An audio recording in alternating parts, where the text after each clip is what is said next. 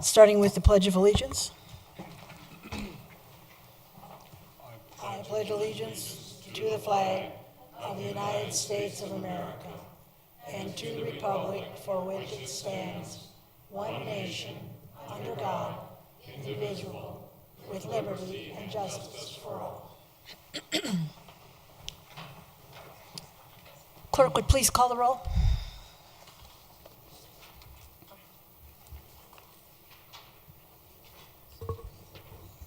Sorry. Monica Duran, Here. Zachary Urban, Present. Denise Hoppy, Present. Tim Fitzgerald, Here. George Pond, Present. Larry Matthews, Here. Genevieve Wooden. Present. Madam Mayor Christy Davis excused herself for this evening. She's out of the city doing work, and we do have a quorum.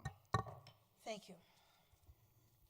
Are there any changes to the council minutes of September 25 or study session notes of October 2? If there are none, they do stand approved as presented. We're going to move into proclamations and ceremonies. And as I read this tonight, this proclamation, which I'll go over there and read, I particularly would like the council to listen, because this is an unbelievable activity. What is being given to our church from our city from Glory of God Lutheran Church.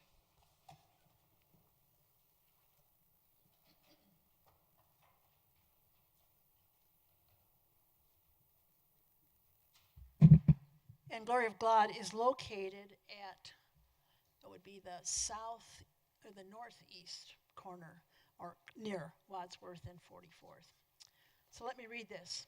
Whereas Glory of God Lutheran Church is celebrating 35 years on October 29, 2017, and whereas over the years the church has served the community with time and resources by helping Color Strand Elementary School to support the Feed the Future weekend work food program, fundraise to send 6th graders to Jefferson County Schools outdoor lab, landscape and construction raised garden beds, collect soup labels and box tops to benefit the school. More. Whereas the church is active in the community by helping to find apartments for the homeless, collecting furnishes for families in need, making new fleece blankets for the Senior Support Center, collecting used cell phones and donating from the city's domestic violence program, collecting donations to feed the poor, providing basic need products and distributing to the homeless, purchasing bus tickets for those in need, collecting donations to feed the poor on Super Bowl Sunday. And whereas the church provides a regular meeting place for the Girl Scouts, a safe stop for the Wheat Ridge Police Department, and holds an alternative mini craft fair each December to give nonprofits the opportunity to sell their products. Now, therefore, the mayor and city of council for the city of Wheat Ridge, Colorado, do hereby recognize and applaud Glory of God Lutheran Church on its 35th anniversary and congratulate the church body on 35 years of community dedication and service. Would you all stand and give them just a big hand of applause?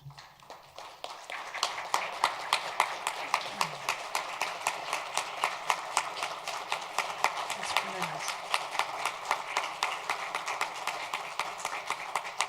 And Connie Bartram and Chuck of the church historian is here to accept the proclamation. Is that correct? Thank you, Connie. Did you want to say something?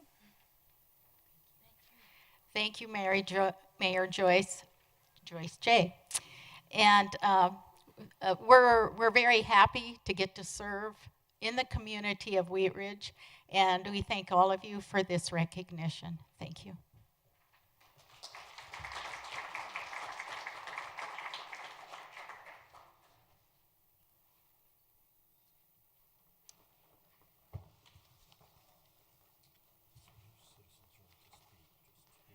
Okay.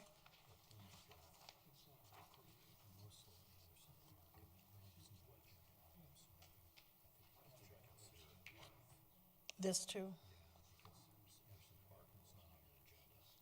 Right. Exactly. It's on the agenda. It's item number 1. Yeah, right.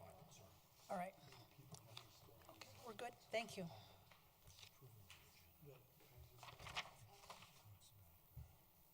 Right. Mhm. No, we don't. Okay, it's been brought to my attention that the agenda, we, we would approve the agenda, which we would do right after citizens' right to speak, and there's mention here of a study session, but I don't believe we have a study session tonight. None, I didn't think so.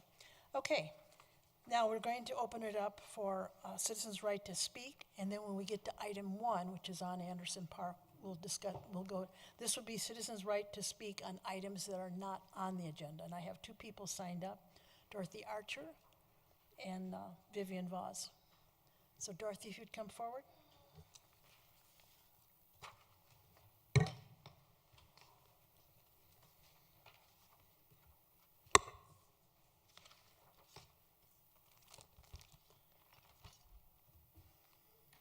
My name is Dorothy Archer, 3640 Marshall Street, Wheat Ridge.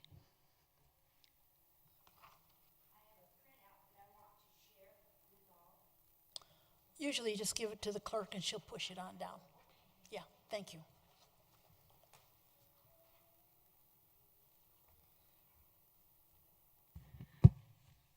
The top picture shows all of Wheat Ridge. The green picture identifies Zone 2. The second picture is a smaller version showing East Wheat Ridge. If you will note that the green coloring in these maps indicates Zone 2. We haven't even begun to address Zone 1. With 3/4 of Wheat Ridge, East Wheat Ridge, being Zone 2, the issue that we have placed before you that will be addressed on November 20th, we feel needs to be made aware to the citizens, all homeowners. I looked through the Gazette that just came out last week, not a word again. If I'm not mistaken, we maybe have 3 days before council addresses this issue when the next Gazette comes out. I can't imagine you being comfortable not making every homeowner aware of this problem. I forgot to address being good evening, Mayor Dre, council, and citizens. I would like to thank Monica Duran and Larry Matthews. They have gone the extra mile. They have reached out to the citizens that they represent. They held a meeting, open meeting to all, last Saturday at the Senior Resource Center. They wish to hear the voices of the people that they represent and how they feel about this issue. I'm hoping that there's been other situations of this same magnitude. I can't imagine you being comfortable addressing this issue on November 20th with your own personal opinions without knowing how the citizens of Wheat Ridge feel. At this point, we're not in favor of 35 feet with a flat roof. 25 feet with a 15-foot bulk plane is more in keeping. As I spoke before, and I'll readdress it, I spent many hours driving through Wheat Ridge, all ends. I think I counted 12 3-story homes. Most everybody I've talked to, and it has been many, why do we need a 3-story house 5 feet from our fence when most of us have bungalows and ranch styles on the east side? Please look into this. Thank you. Thank you, Dorothy. Thank you. Vivian Voss?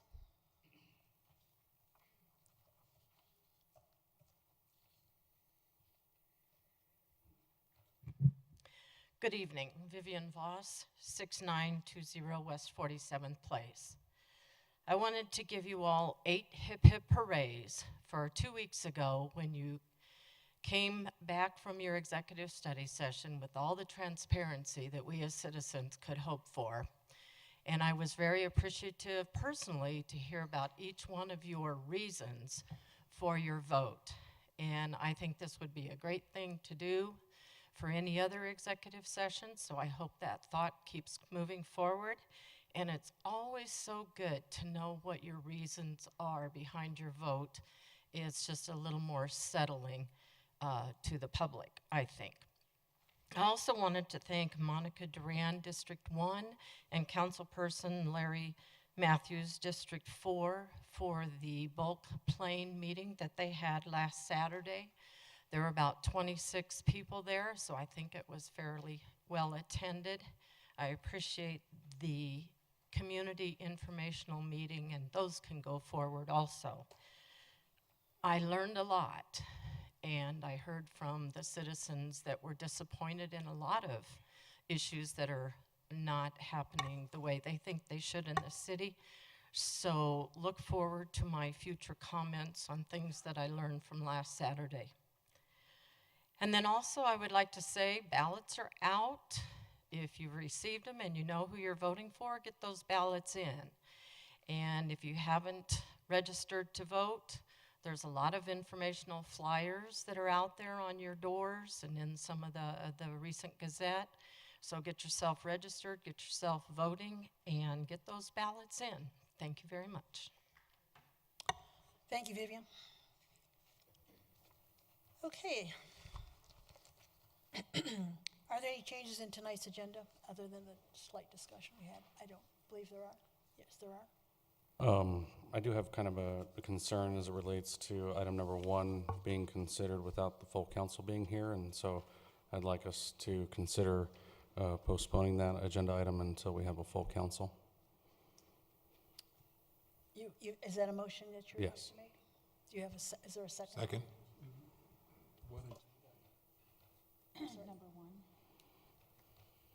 Item 1. All right, we have a motion and a second. Is there some discussion? Mr. Pond? I guess I would just ask for Joyce to chime in on the schedule and what the impact of passing on this tonight and not coming back for at least 2 weeks would be. And I'm not sure what the agenda is in a couple weeks. I'm not sure when we're going to be able to get it on. So just understanding what the schedule impacts would be. Well, just initially, my thought is that for schedule, we're ready to move forward with both sides of the project, which is the building renovation as well as the park design, development, and construction drawings. So without knowing off the top of my head when it could be rescheduled, which would probably be sometime late November, early December, that's will impact the park opening, which is scheduled for July of 2018, the building May of 2018, trying to get open in time for the pool season, and then trying to get the park finished in time for the Carnation Festival, as well as any concerts that may still be able to be held. Other discussion? Ms. Wooden? Joyce, could you go over the process that's occurred so far as weren't there 4 public meetings? There were several, the process for public input included the organization of focus groups. There were about 5 or 6 focus groups, I believe. An open house that was held in the Anderson Building Gymnasium. Those occurred in the first week of June. A pop-up event at the Concert in the Park on August 2nd, I believe. And then we had a community meeting in October. We also had a master plan advisory committee with 3 citizens on that committee as well. Excuse me, but the motion that we're considering as to whether to postpone the vote, not the vote, the discussion, because there's one council member missing. Right. I think we need to stay with that discussion. Ms. Hoppy? Because of the restrictions with the schedule, and then I also see some members of our citizens out in the audience that were here to comment on this issue, I think that we should go forward with it. It's been listed as it's been scheduled. And it's no surprise that it was scheduled for tonight. It's not in a hurry up. So I think we should move forward with it as it's scheduled. Mr. Fitzgerald? I think we should move forward. I mean, this, after all, is already a reschedule or an additional talk about this. Madam Mayor, I don't know how this has been a reschedule already. I think this was already planned to be discussed this evening. I don't know that that's been rescheduled to this evening, but my understanding is that this was always planned to be discussed this evening, so I don't know how this is a reschedule of anything per se, but I think that the other council member from District 2 was fairly vocal in her concerns during the study session, but not to have her here for these discussions does leave that out of the discussion, and that's somewhat concerning to me that we don't have that part to the discussion, so that as it relates to the concerns that were raised in the study session, that's concerning to me that we won't be able to have that same discussion here this evening. Mr. Matthews? As I recollect from our study session, we asked for some additional information, and we were told that it would take 2 or 3 weeks to gather information to sufficiently answer our questions. So I was Yes. surprised that we still had this on the agenda tonight. Well, I think, Mr. Matthews, the goal was to try to bring, I think they did hurry to try to bring both plans to the forefront because of the tight time schedule that they were looking at. So I think there was quite an effort on staff's part to bring this forward. We do have a healthy quorum, so I'm not too excited about having one person missing. Unless, I don't see the point of arguments back and forth. I think it might be worth, unless somebody has something new or different to say, that I believe I'd like to call for the vote on this.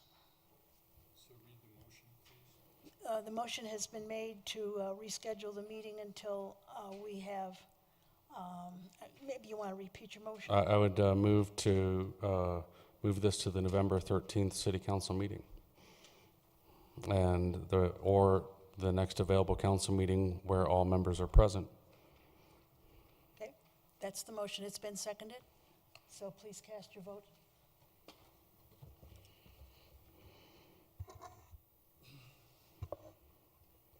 Motion fails 3-4 with council members Wooden, Fitzgerald, Pond, and Hoppy voting no. Okay, that was under approval of the agenda. Let's go on to this absolute resolution, which is involving Anderson Park. I have several people lined up for item number 1. We'll start in our usual manner with Ms. Wooden will be reading it. Thank you, Madam Mayor. This is resolution number 39-2017, a resolution approving Anderson Park Master Plan. At issue, the renovation of Anderson Park is one of 4 Investing for the Future projects funded through the 2E ballot initiative. A preferred renovation plan and a preferred renovation plan alternative with baseball field was developed through an extensive public input process as well as with input from City Council.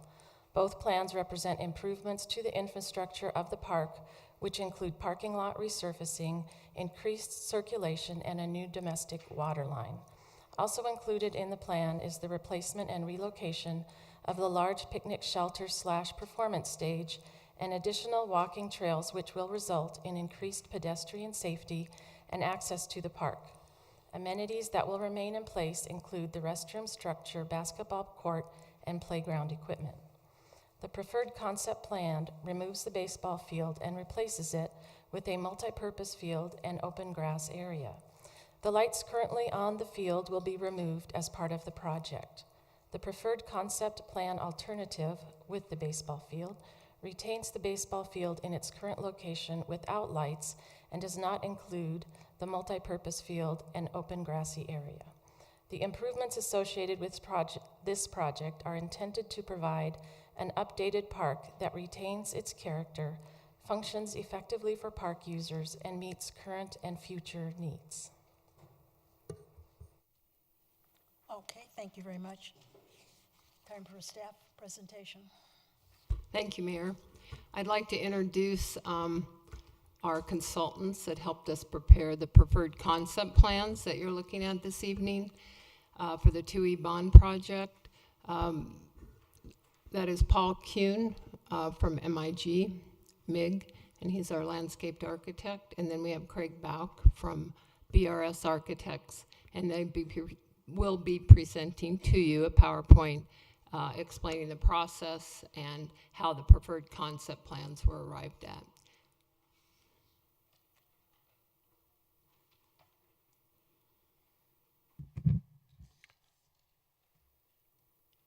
Thank you, Joyce. Thank you, Mayor and Council. We're thrilled to be here to present a quick overview of 8 months worth of work and a lot of public input and effort by both city staff and the design team to complete this renovation plan for Anderson Park. Sorry. My name is Paul Kuhn with MIG. We are landscape architects and park planners. And for tonight, we'd like to have a quick overview of the outreach process and the findings. And we will go through the preferred concept plans and the preferred alternative concept plan for both the park and for the Anderson Building and Bathhouse. And we'll also talk about the cost associated with that. I'll be covering the Anderson Park portion of it, and Craig would address the building and bathhouse, Anderson Building and Bathhouse, and Craig will also talk a little bit about schedule. And then from there, we would ask you to approve the Anderson Park Master Plan, renovation plan. So first, we'd like to talk about the public outreach process, which was very robust and included a lot of the things that Joyce talked about. And really, the first part in that process was investing for the future, the bond issue. And that was the half-cent sales tax that funded this project. And as part of the process for educating the public on the bond issue and the promotional materials, it included information about what was to be included in the renovation. And that was the renovating the Anderson Pool locker room in locker room building, what we call the bathhouse. The Anderson Building itself, including replacing the roof and reconfiguring the space to make it more effective. For the sports fields, the proposal was to replace the baseball fields with a multi-purpose field and improve the soccer field, the existing soccer field, and upgrading the park pavilion and shelters and improving parking and infrastructure. The public outreach process was extensive, as we mentioned. There were the focus group and open house in early June. And the focus groups were organized by interest. We had residents, business owners, neighbors.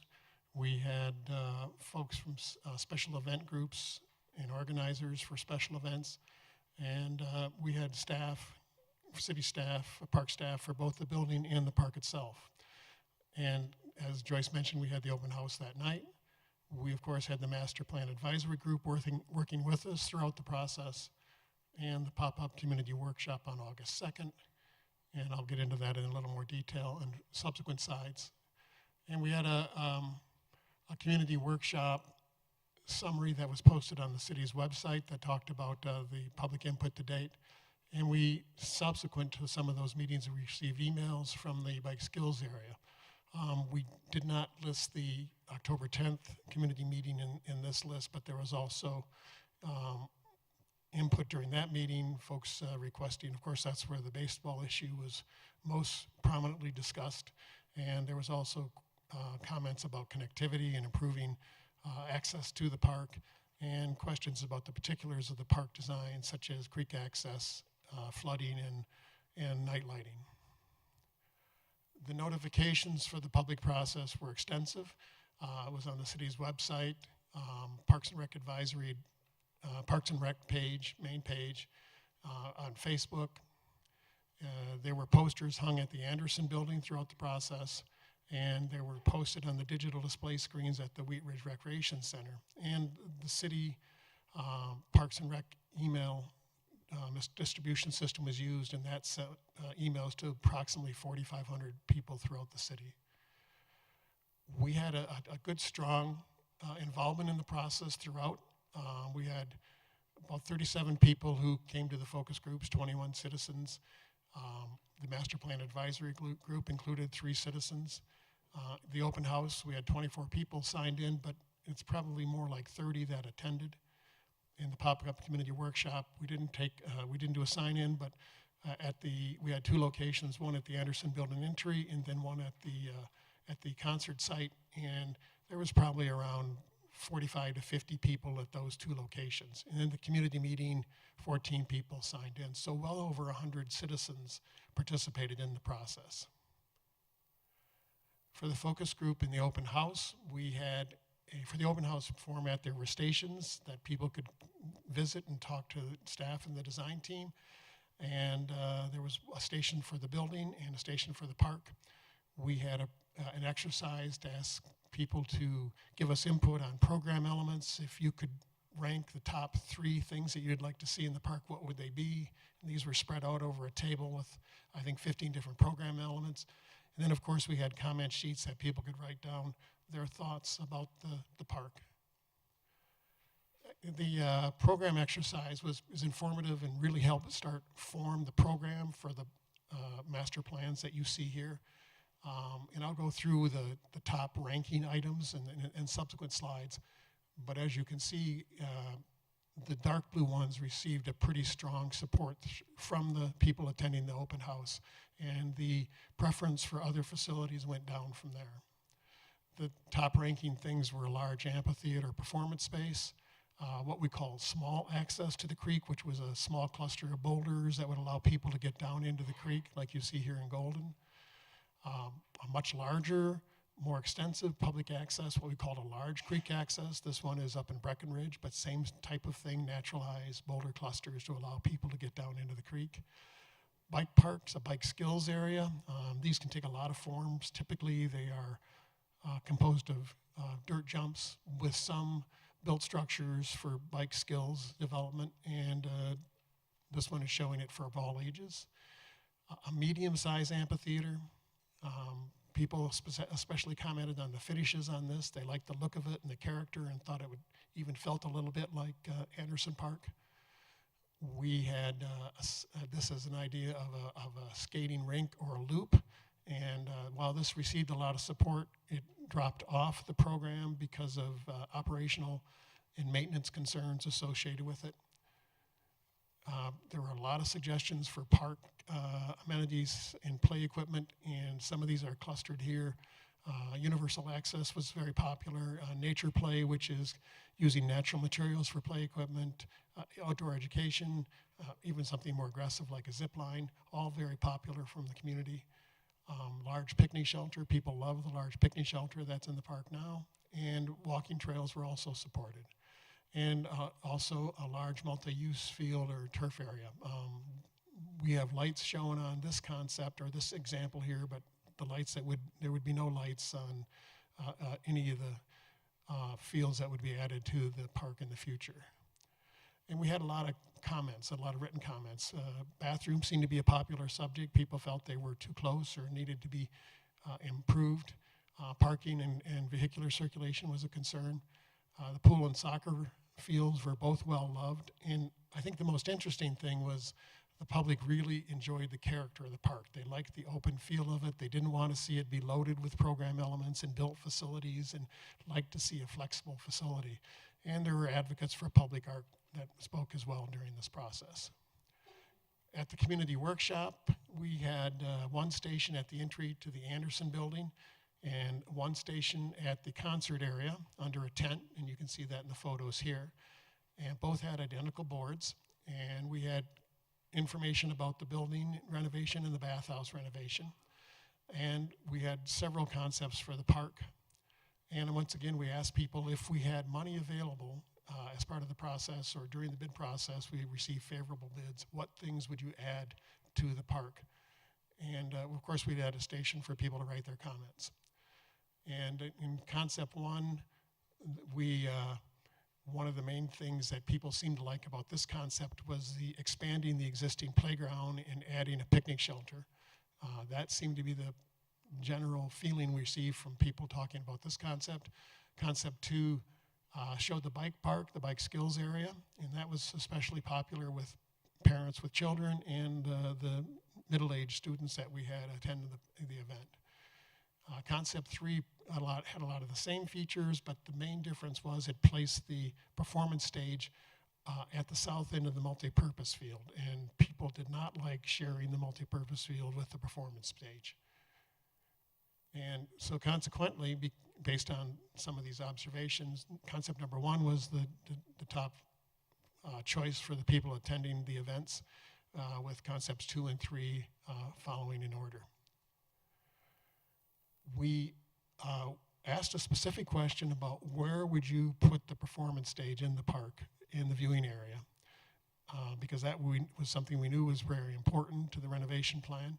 And red dots were, we don't like that location, or not in support. Green dots were support. And as you can see, one of the locations had a lot of red dots, others had more green dots. And the bottom line on that input was, as you can see by the left pie chart, the E and D locations were by far the most popular, with the E location, which is essentially where the existing shelter and performance stage is now, being the strongest support. And one of the things that we heard was that people liked the shade that the trees provided in the setting for that. It was a very comfortable place for a concert, and they wanted to maintain that. Option D was also support, we think, from people who like the idea of an unobstructed viewing area and perhaps a sloped turf area to view the concerts in. And as you can see on the right-hand side, those are the negative votes, and there's very, very little support for placing the performance stage up near 44th Avenue. These were we gave people options for new facilities or facilities they would add to the park program if there was extra money through the design or bid process. And once again, as compared to, and this is something we heard often during the public input process, additional creek access was something that was very strongly supported, more picnic shelters, more sidewalks and paths, and expanding the play area, bike skills area. And so you can see a lot of the input that we've been hearing, that we heard throughout the process, was consistent right through the public outreach process. And there's a list of comments here. We can get into those in more detail if it was felt to be important. So with that, as I mentioned, we're doing this in a quick overview process, so if there's any questions, we'd be happy to answer them. We'll now move into the preferred concept plan. And the concept plan was based on a series of design objectives, and one was the bond promises, things that were voted for by the community during the bond issue on the improvement. And also, we were going to keep a certain range of existing features, as you can see the list on the left-hand column, bottom, and that included the Anderson Building and Bathhouse, but renovated, the outdoor pool complex as is, the Parks, Forestry, and Open Space Building in place, the restroom building with a new roof to repair the hail damage, the east-west soccer field would remain in place, playground, and the large picnic shelter would also remain in place or be reconstructed in a different location. And of course, the Greenway Trail is very, very important to the community, and they wanted to make sure we kept that. For the focus group and open house, the amphitheater, the creek access, we covered a lot of those in this in the earlier part of this presentation, and same with the community workshop. So we think we got very clear direction from the community on what they'd like to see in the park. And that had to be tempered with the technical aspects that include the infrastructure improvements that were needed, such as a new water line, new main line for the sprinkler system. These were things that are necessary to make the park function properly, and also to address, we had to make sure we stayed within the limits of the floodplain and made sure no major improvements were constructed in the floodplain itself. And of course, operation and maintenance is always a critical aspect and a long-term cost that has to be considered with every improvement, and so that was part of the calculation in developing the plan. And what you see is the preferred plan, the preferred concept plan, and the purple bubbles describe the amenities that would be able to be constructed within the funding available. There are a couple of bid alternates that we'll talk about in a little bit that we would include if money was available and this concept was approved. Just quick overview is we would be refurbishing the parking lot for both the Anderson Building and Bathhouse. I'll talk about that in more detail. We would add a drop-off and an entry plaza to the Anderson Building. This was something that was very important to the people who are using the Anderson Building.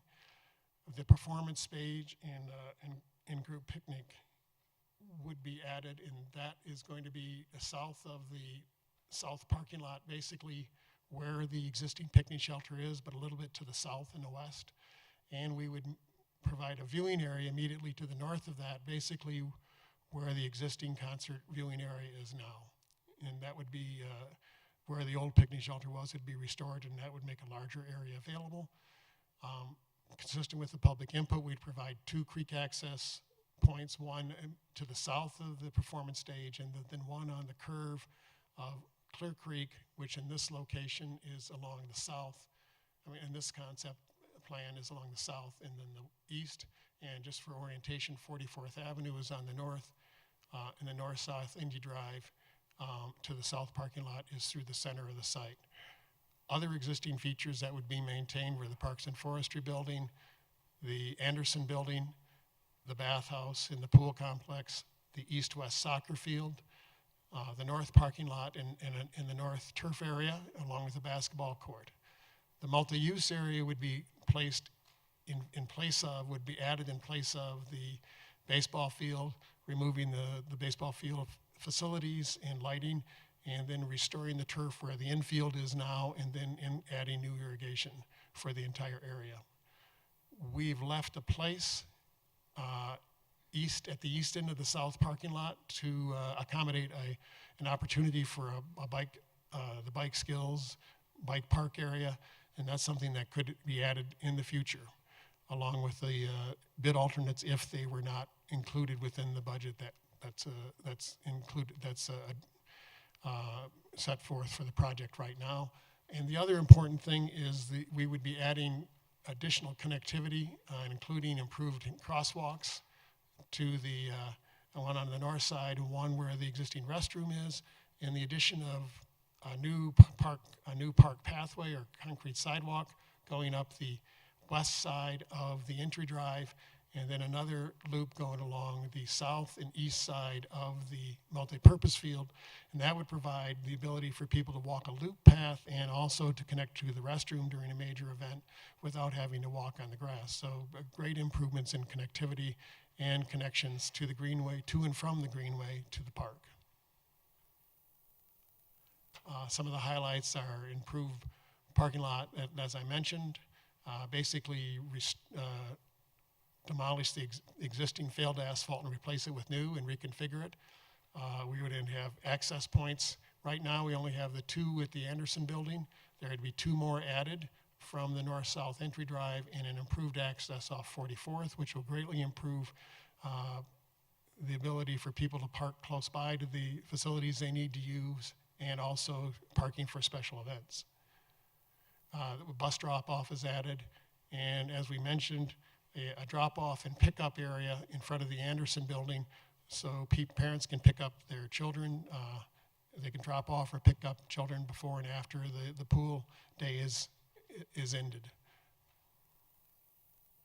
And of course, in this concept, we mentioned the multi-purpose field. It's what we call a tabletop design, which is basically a relatively flat turf area that can be configured for any number of sports: soccer, lacrosse, ultimate frisbee, available for special events. It's really a multi-use space. It would be natural grass and not synthetic turf.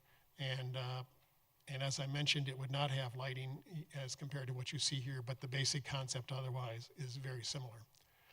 The performance stage at this point in time is envisioned as a dual facility, and it would serve as a group picnic shelter the majority of the time on normal park operating days, but during concert days, the central portion of the shelter would be available and set up to accommodate the performers, and it would be raised anywhere from 18 to 24 inches, maybe as much as 3 feet, depending on ADA accessibility, but that would allow it to be more easily seen from the people sitting on the grass areas to the north of the new performance stage group picnic shelter location. The next concept is the preferred concept plan with baseball. And this was the plan you asked us to return to this meeting with. And it's essentially the same. All of the bullets, the first bullet shows we have baseball retained, but because of safety problems and failing electrical lighting and systems, the wood poles and lighting would be removed. And so we would leave the other aspects of the baseball field in place. We've made some minor realignments to the path that ran along the south and west side of the multi-purpose field, or the baseball field in this case. That is one minor change from the previous plan. And we've moved a bit alternate picnic shelter off the path and placed it more out of the outfield home run area, and placed it down closer to the existing pine trees in that area, and it could actually also support the bike park if that is built. Beyond that, the preferred concept plan alternate with baseball is essentially the same. The park functions perfectly well in either case, whether it has the multi-use field or baseball, and it really is up to the community's choice and council's choice as to which alternative works best. As far as the opinion of cost for the preferred concept plan, the concept plan with the multi-use field, we're looking at $2,330,000 in that range, and that includes all of the cost associated with the to build the project, and I'll get into that in the next slide. It also includes some bid alternates, which one, the top bid alternate would be to expand the play area and add a picnic shelter. If the funding is available for that, we would show that in the bid documents and hopefully be able to fund that. We would add another 8-foot sidewalk south of the south parking lot and connect it to the performance stage and shelter, and the 24 by 24 picnic shelter south of the baseball field or multi-use field. And those would be the three things that we'd add if funding was available. In order to construct the improvements that you see in either plan that we're showing, we'd be looking at removing asphalt, demolishing all the things that need to be done to prepare the park for the improvements. There's some storage buildings and an existing picnic shelter that would be removed, and we would upgrade the parking lots as we described, the performance stage, upgrade the infrastructure. There would be some targeted upgrades for landscaping, and we have contingencies in place both during construction and design, and of course the bid alternates. One of the things that we said would take more time to get back to you was the cost for that. In order for us to understand the impact of deleting the multi-purpose field and keeping the baseball would require the design team to go through a detailed analysis of our takeoffs and work with the engineers and the lighting consultants to understand all the credits that would come back to the project if we left the baseball in place. And there are some questions about what's in, what's out as far as the funding goes. And so we assumed that would take more than the week we had available. Revising the plan was easy, but the cost estimate was the thing that would take more time. So that can be provided. I expect that there would be a cost savings, but I couldn't give you I'd be guessing if I gave you a figure at this point in time. But it's definitely in the, more than $10,000. It's a decent sized savings by not building baseball at this point in time. So with that, I'd like to have Craig come up and tell you about the Anderson Building and Bathhouse. Thank you, Paul. Hello, my name is Craig Bauk. I'm with Barker Rinker CCAT Architecture, and I'm going to walk you through some of the recommended improvements to Anderson Building and the Bathhouse. This is actually 3 projects. I've got them organized here as 1, 2, and 3. Number 1 is the Bathhouse, and I'll walk you through some of the things we're doing there. Number 3 is the Anderson Building, and the second one really is the link between the two. And these are really 3 different buildings built in 3 different times with 3 different issues. And so let's walk through each of them individually. In number 1, the Bathhouse, the main thing we are doing here is we're leaving the building intact. The exterior, that is. The interior, we're completely gutting. And the improvements that we're proposing for the main part of the bathhouse are to rebuild the men's and the women's locker room and to add 2 family cabana style restrooms in the center of the building. In redoing these, our goal is to provide individualized showers, to increase the capacity of each of these spaces, and to provide a separate changing area. So we've done that for the men and the women. Now, in terms of redoing the plumbing, we're also obviously going to redo all of the fixtures and all of the finishes as well. Lighting will be changed, mechanical systems will be upgraded for ventilation, that sort of thing. In the center of the space are where the 2 cabana rooms are going, right there. So basically, those are restrooms, family-style restrooms, very similar to the ones that you have at your recreation center right now. They're fully ADA accessible. I should point out, too, that all of the restrooms will be upgraded to be fully accessible. It's the men's and the women's inclusive.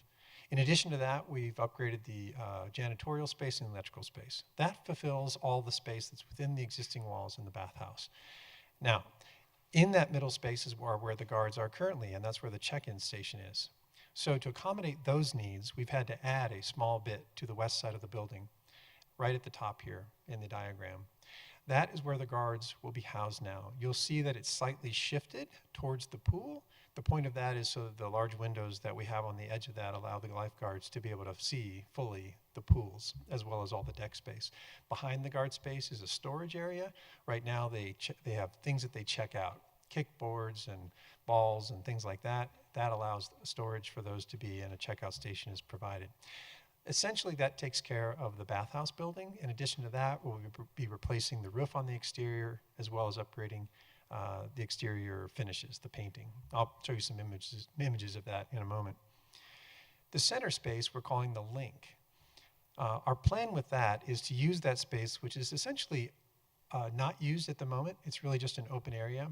Our plan is to put the reception desk in that middle of that space. It looks like the D shape that you see in the diagram here. So it'll be a reception desk. We've got some queuing areas that we've added to the space, as well as a very clear path to move in to the pool and locker rooms, and a very clear path to exit out of those spaces. The goal here is to really maintain control and usability and customer service and utilize that space, which is underutilized now. The improvements for this space will be the reception desk, as I mentioned, some upgrades to the finishes on the floor, the ceilings, and the walls, and our hope is to include some air conditioning. Right now, there is no air conditioning in that space. It's a bit of a hot glass box in the summertime. Our plan is to tap into some air conditioning that's happening in the Anderson building and bring it over to provide a little bit of air conditioning, a little bit of relief into that space. But essentially, it's a minor improvement. The Anderson building is next. We've got a large program of things that are happening here. First and foremost is to consider the efficiency of the space, starting from the outside. So right now, it's a building, a metal building, which is very inefficient from an energy use point of view. So our first order of business is to replace the roof so it stops leaking, and to replace the siding and upgrade the insulation. That includes replacing the windows. I'll show you some images of what that looks like. When we turn to the interior of the space, I should also mention that we're not planning on increasing the square footage of this building. We're really working with what we have. The structure will remain the same. We'll reskin it, improve the efficiency, as I mentioned, and then turn our attention to the interior. On the interior of the building, many of the spaces are remaining the same. They're just getting finish upgrades and lighting upgrades. But let's walk through some of the changes that are anticipated. In the lobby space right now, there are 2 bathrooms right here, neither of which fully meet ADA. So, and they're done. They need to be replaced. So one of the first moves that we'd like to suggest is that these bathrooms are removed. Now, we are replacing them with one ADA accessible restroom because we know that there will be times when we will need a restroom on this side of the building, but we also recognize that the pool will be open for only from Memorial Day to Labor Day, and that the restrooms on the other side of the building can be made available to the users of the Anderson building not 8 to 9 months of the year. So we didn't feel we needed a full complement of restrooms on this side of the building. So we do have an ADA restroom building, which is a restroom which will be new and relocated to this corner of the lobby. What that allows us to do is open the lobby up. Currently, when people queue to do activities in the Anderson building, there is no space for them. They actually have to stand on the court space. There's also no space for people who, there's some of the activities that require or offer babysitting. And there's really no place for that to happen outside of some of the activity zones. So by providing us flex space outside of the main gym, we feel that we can provide a little bit of relief and a little bit added functionality to the overall function and flow of the space. So that's what's anticipated for the lobby. The fitness room will essentially be the same. We will upgrade the finishes there. One of the things we're doing is considering improving the lighting, removing the ceiling, and creating a little more ceiling space so a wider range of activities can happen within there. But effectively, it'll stay as a fitness room. We'll reorganize a bit of the storage, again, to try to improve its efficiency. The mechanical room, which is also shown next to the fitness room, will remain unchanged. Our goal is to not change the systems within this building. We're not budgeted for that. We don't feel we need to do that at this time. It's really to improve just the functionality of each of the spaces. If you move into the building right now, you'll notice in this space that I'm pointing to now is an old reception desk. It's where the Parks and Rec offices used to be, and it used to function that way as an administrative area. Our hope is that we can transform that area into an actual usable multipurpose room. So we'll add walls, doors, a little bit of windows, redo the finishes in that space, and now it's a usable room for any number of things. It's adjacent to a very flexible storage area. The storage area is currently there. It's quite functional. We'll reorganize it a little bit to bring it up to current usability. But by making it adjacent to the multi-purpose room, of course, we can increase the flexibility and opportunities for different kinds of programming to happen in that space. So very minor things will happen in the storage room, mainly just reorganization of that particular space. If we move to the last room, the large gym space, our goal with this space is to really improve the lighting and improve the flooring. We will do some work on the walls too, and that'll be a result of working on the exterior skin. But its purpose is to remain a very functional, multi-purpose, high-volume space. We've got a couple of slides which show the real detail of what we're doing. I won't read every one, but some of the highlights you can see here. In the pool and bathhouse, effectively what we're saying here is that we're removing all of the interior spaces and reconfiguring and rebuilding them. Within the link space, as I mentioned, it's really very minor in terms of surface treatments, and then of course the new addition of a reception desk. The Anderson building itself, each of these refer to each of the spaces I just walked you through. They do include, I didn't mention before, we are going to increase the air circulation with the addition of ceiling fans, both very large ones in the gym space and then smaller ones in the fitness area, which will help with the air movement in those spaces. Let's move to the exterior and let's talk about some of the changes as we walk around the building. The biggest change that'll be noticeable is the exterior of the Anderson building itself. What we're suggesting here, and we've been working with planning and zoning to ensure that we can do this, is really replacing the metal siding. Our goal here is to keep, it's a metal building, so we're really just working with what we have, but in improving the quality of the metal siding that's out there. Our intention here is to use a metal siding that has a lot of profile to it, so it creates a lot of shade and shadow, be much more interesting, and then give it a vibrant color that gives it a lot more interest and more appropriateness as a public building. The other big change you see on the Anderson building is the addition of windows. Now, what we're suggesting here is that those windows are kept high, out of the field of play, and then our next, in the next version of this, or the next development piece of this, we'll work on exactly what we want to do with that. Because most of these windows face north, we're not worried about a lot of glare. It'll actually be really nice light, but we need to work through exactly the orientation of those and exact size. But the intention is to bring natural light in through the sidewalls and not replace the skylights, which leak in the ceiling. We just know that that's not an effective thing to do in a metal building, which has a lot of flexibility. So the other big thing you'll see when going around and looking at this elevation that you see in front of you is the addition of a large garage door. Our intention with this is that what we heard when we were listening in our focus groups, in all the public sessions, is that there's activities that happen within the Anderson building, but also in the event parking lot. If we can do anything to connect the two spaces and make them more useful, that would be an advantage. And so we thought, oh, let's go ahead and put a durable door, relatively economical way to create a large connection between the two spaces, and that way activities that are in the park can flow within the building and out of the building without going through pinch points like they currently do. And so that's the spirit behind having, not only creating more light on this side of the building, opening up the activities to see, so people can see what's going on in there in a more open way, but quite physically connecting the two spaces more directly. The other things you'll see are the the bathhouse and the spaces adjacent to the Anderson building, you can see that we're suggesting a new paint scheme. Our goal is to create really one building instead of 3 separate buildings. If you go out there today, it's very obvious that each was built in a different era and with a different spirit, and our goal is to really unify them. We'll do that through the roofing materials we choose, the colors that we are suggesting on these images, as well as connecting the bases and various other architectural things that we'll do, but with the spirit of let's make this feel like a singular building, a singular experience. You can also see in this elevation on the very left, we're suggesting some decorative elements. The bathhouse right now is extremely utilitarian. It's done its job very well.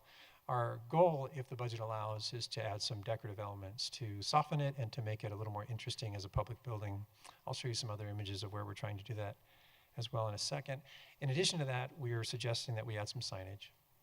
Right now, there really isn't any signage on the building to help you understand what it is.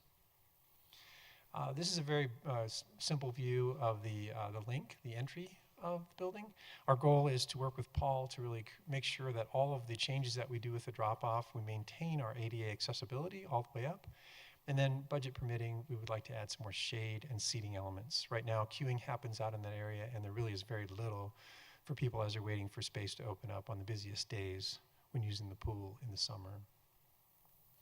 This is a view from the other side, looking at the bathhouse and looking northeast. And you can see the changes that we're suggesting here are the new lifeguard room, which you can see here. And this is a chance for us to connect with color back to the Anderson building changes. And then what we're suggesting is a more consolidated entry experience for all of the locker rooms. And then some of those decorative elements I mentioned would show up on this side, which we're showing right now as barn doors, which could be functional and used for security, but also are decorative in the sense that they give a little bit of definition to this side of the building, which right now is just a painted block wall. Another view of that, improved signage, using color. The color schemes, of course, will be on this side, but they'll follow through and show on the lobby side as well. In terms of how we determine the cost, as you might imagine, guessing what's in the walls and ceilings of the building, especially the bathhouse, is a challenge. So the way we approached it, we have a pretty good sense from our historical data, recent historical data, of what these buildings cost to build new. And what we did was we went through every space, and you can see the detailed list here. That's really an accounting of all the various square footages and spaces.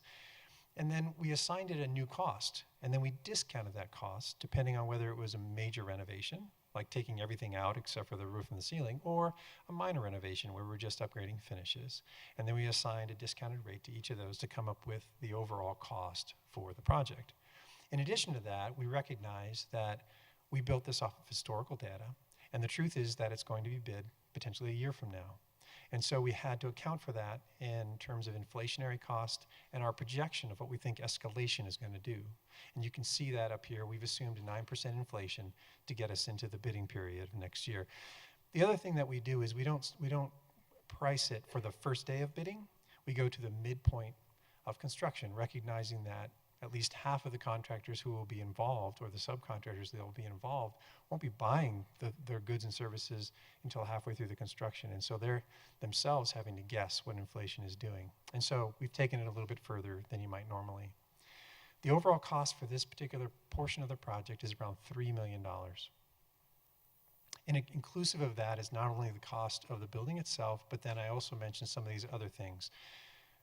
The estimating contingencies, of course, for the unknowns are included in there, as well as the escalation. And you can see some of these other soft costs, design fees, planning fees, all of those sorts of things.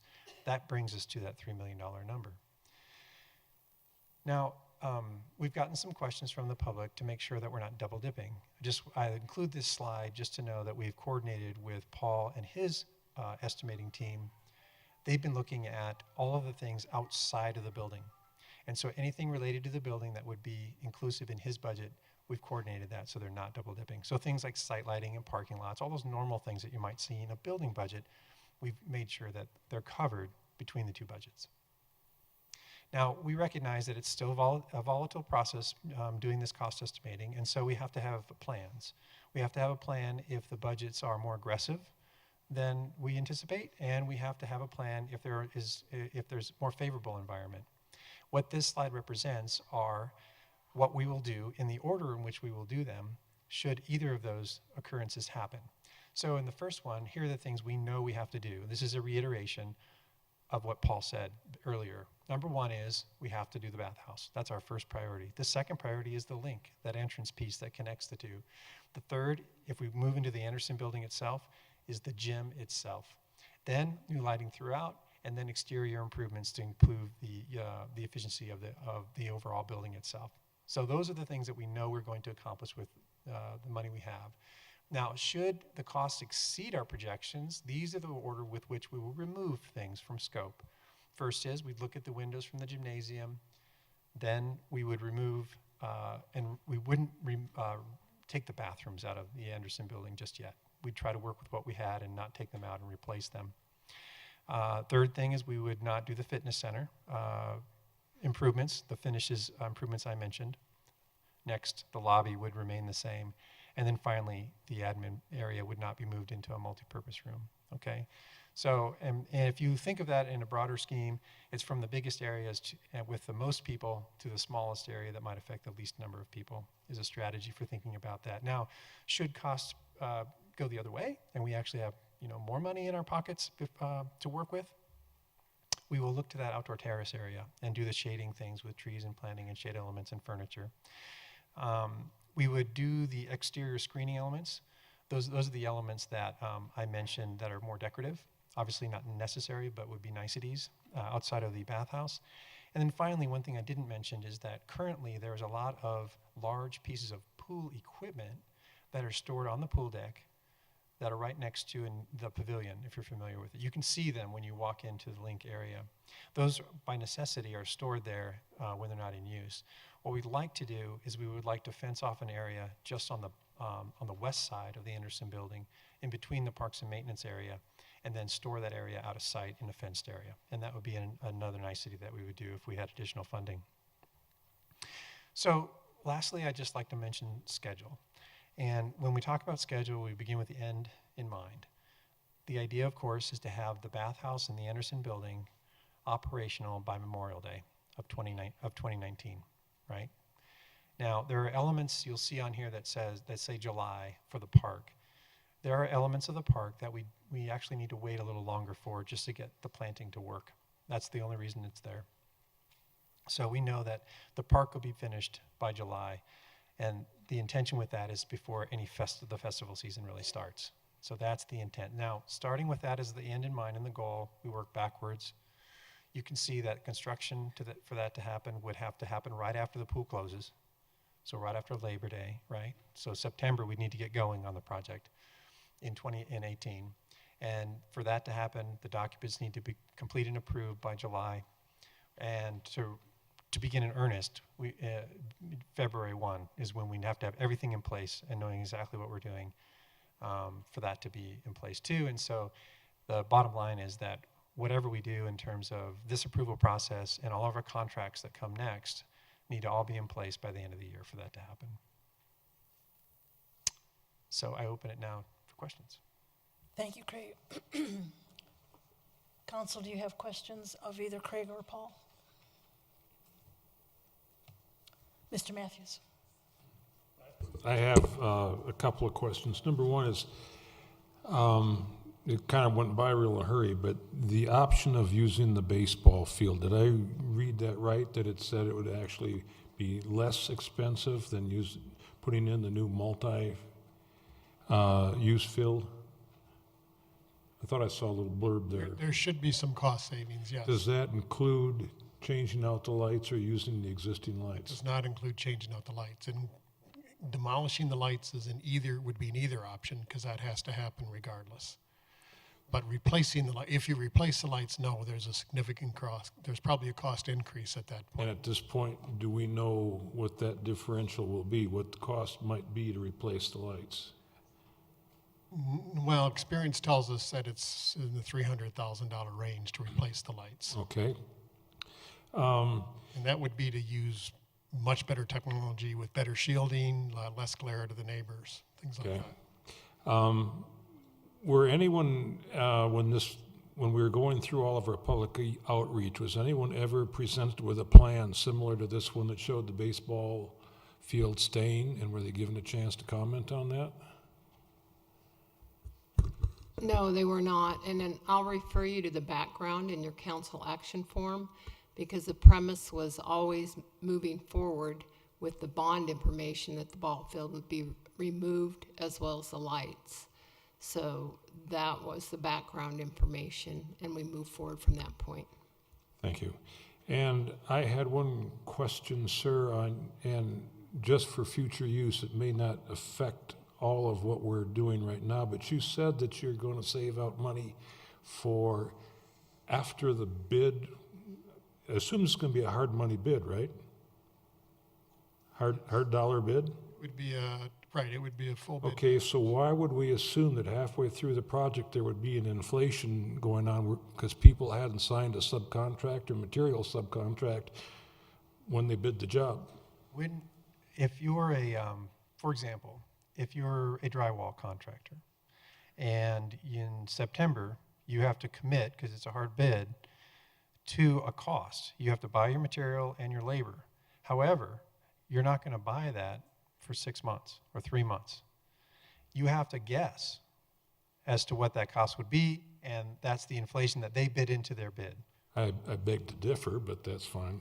I mean, I spent my life building roads, and we know what everyone's materials costs are bid to us at bid time, and then we come back and get a hard money contract from them. It's up to them to decide where the market's going to go. We don't renegotiate halfway through the job. I didn't explain it well. I'm not suggesting that there's any renegotiation.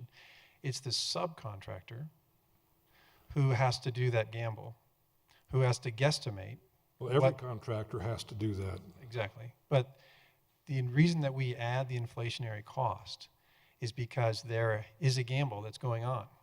They have to guesstimate what the increase potentially in cost will be from the moment they sign up their bid to the point at which they actually buy those goods and services. And that's, I'm saying, is incorrect. They sign a material subcontract. Right. And at the time of bid, right after, they go to their supplier and they say, you quoted me a price for $10 a square. That's right. That's what I'm going to pay for this material 2 years from now when I actually buy it. That's or right. 6 months from now. And that supplier who gave them that bid has put that cost into that number that they gave them. That's all I'm saying. I'm saying after bid time, we're not going to have any inflationary raising. No, and I'm not suggesting there is. But we have to anticipate what that supplier is going to I add to understand that you cost. bidding inflation into the cost at bid time. So midpoint of construction is the most conservative way to do that, and that's why that's in there. Okay, thank you. You're welcome. Other questions? Then please proceed with the motion. Do we have any public comment? Public comment. Oh, I'm so sorry. Thank you very much. Of course we do. I ran down my line here too fast. It is time for public comment, and let's start. This will be all on item number 1. Don Ryan.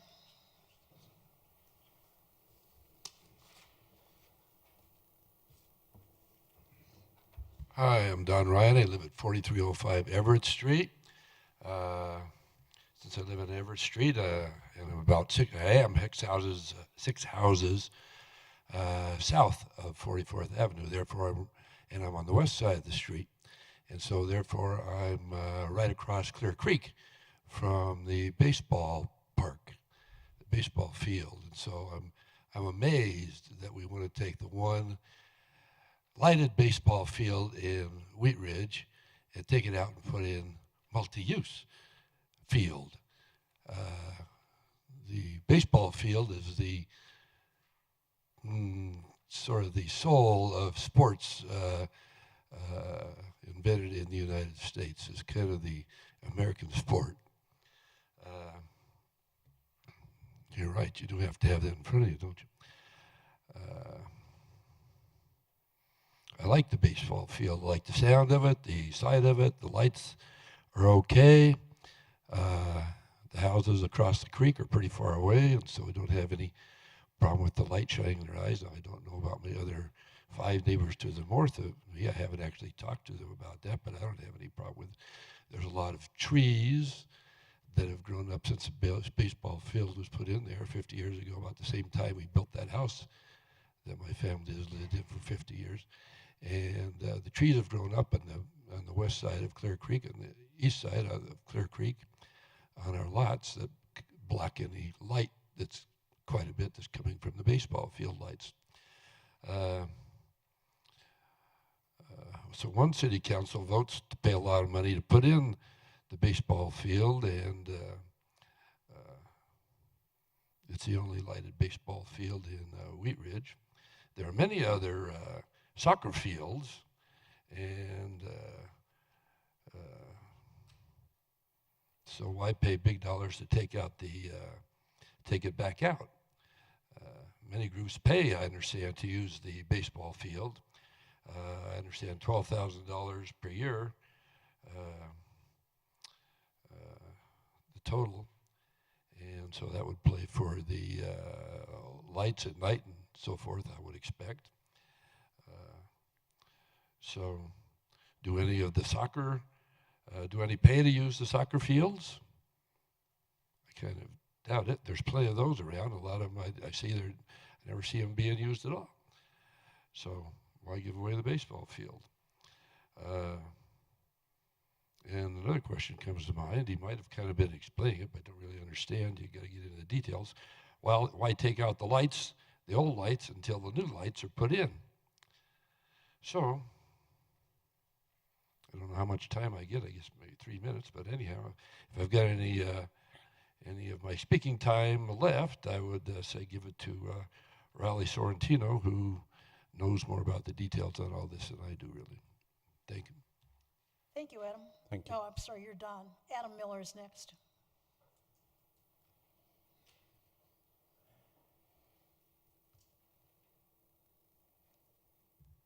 Hi, my name is Adam Miller. I'm the head baseball coach at Wheat Ridge High School. First, I want to apologize for being into this. Could you give your address, sir? Excuse me? Your address, please. Oh, my address, 15302 West 50th Avenue. I'm actually in Golden, so I apologize for that. No apology. I do want to apologize for coming in late. This was brought to my attention late last week with the baseball field. From our perspective, talking from Wheat Ridge High School, I've been the head coach there for 17 years, and that is the freshman field for us.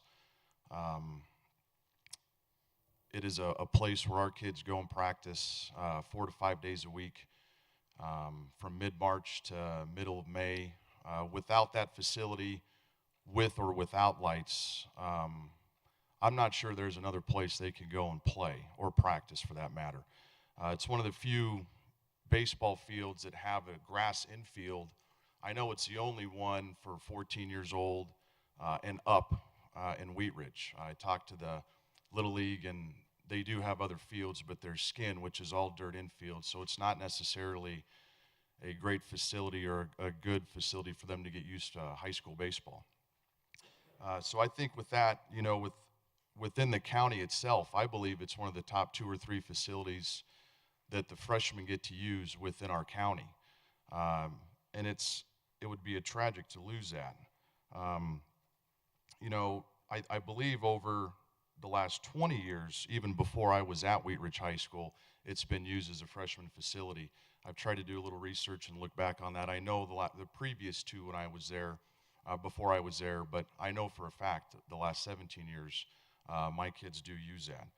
And it's used a lot. I mean, I know for instance, with my kids, we use it in the afternoons, but there's also games and other adult stuff going on the weekends and after 6:30. So it does have a high volume use. And just for planning purposes, I think in the future, baseball is a sport that's seen a lot of more participation over the last 3 to 5 years. I did a little research today on a Fox website, and over the last 5 years, they've seen a 10% growth. I'm sorry, over the last 3 years, it's a 10% growth. And over the last year and a half, it's over an 18% growth of youth baseball. And I think losing a field like that, especially in a city like Wheat Ridge, I don't think it would ever be possible to get something back, again, with or without the lights. Of course, the lights, playing under the lights, I actually played there when I was growing up living in Arvada, and it was one of the places that you looked forward to playing to. I mean, you got to play at Anderson Park on a Friday or Saturday night. That was kind of the crown jewel where you could play. But losing a facility like that would be detrimental not only to the high school side of it, but I think for kids going forward in the sport of baseball. It's a nice facility. The facility's been very generous, and the Recs department has been very generous with us, and they do a great job of upkeep. It's a great facility, and I would hate to lose that. I think the planning has been great with everything added to the park. I just would hope that the baseball field can stay. Thank you very much. Thank you. Thank you. Eric, please come forward and pronounce your last name and give us your address. Spell your last name too, please. Hi, my name's Eric Mapps, M-A-P-P-S, 6210 Otis Street, and that's in Arvada. I apologize, but I grew up in Wheat Ridge. I am the head baseball coach at Pomona High School in Arvada. I can proudly say that I grew up in Wheat Ridge and played in Wheat Ridge Little League Baseball and attended Wheat Ridge High School. My comments will mainly echo Coach Miller's comments. I believe that the baseball field at Anderson Park is a pretty valuable athletic facility for the youth in Wheat Ridge and surrounding areas. I think Adam mentioned that there are not a whole lot of fields that size for older players, high school aged type players, with grass infields and quite honestly with lights. Again, I have some sentimental thoughts about my own playing days at Anderson Park and would hate to see it go. As I listened to the gentleman's presentations on the different options, certainly I would urge the council to consider the second option of retaining the baseball field and perhaps, just my own opinion, if I could,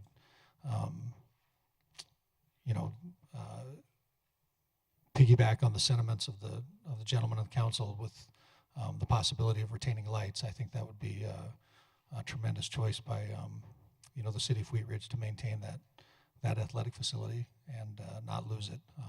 I think Adam mentioned when a field like that goes away, sometimes it's awfully hard to get it back. So I would certainly like to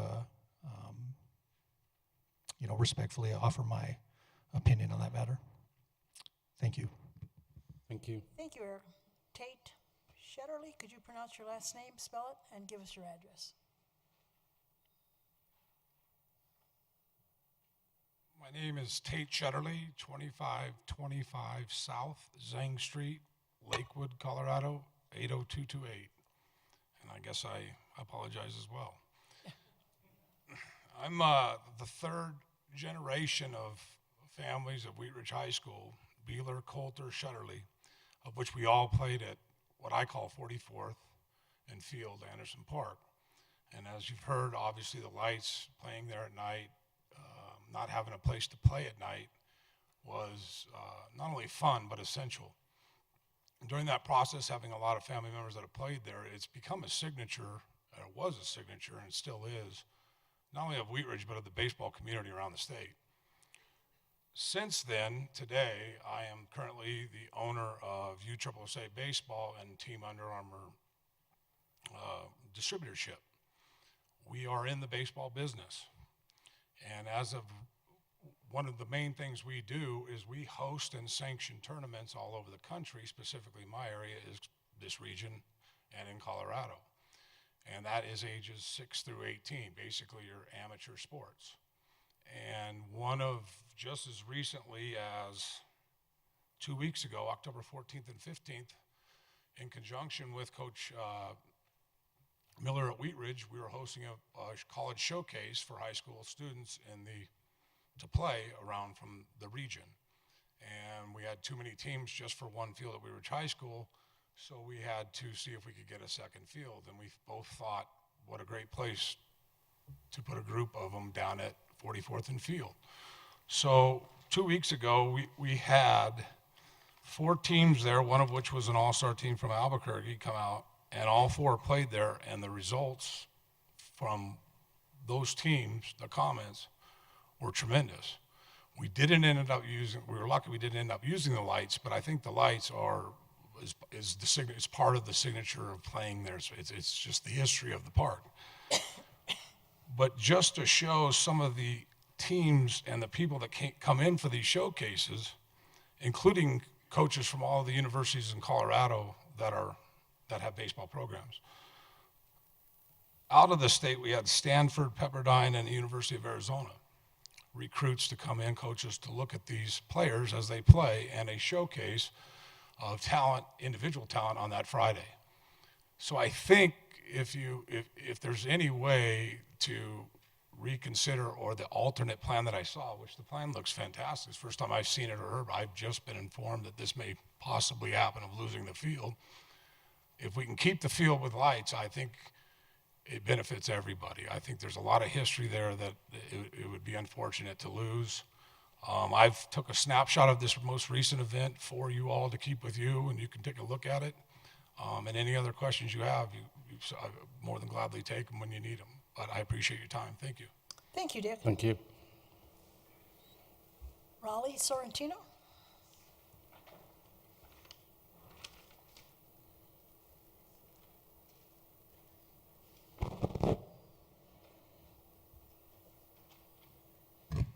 Thank you. My name is Raleigh Sorrentino. I live in Wheat Ridge at 4175 Teller Street. I'm going to read my thing here and attempt to get it all in. I'm a 4th generation descendant here in Wheat Ridge. Great-grandfather was here in this area before Colorado was a state. I grew up here and was here before Wheat Ridge was a city. I attended Stevens Elementary, Wheat Ridge Junior and Senior High Schools. I even worked for Wheat Ridge Recreation District for a summer or 2 in my youth going to high school.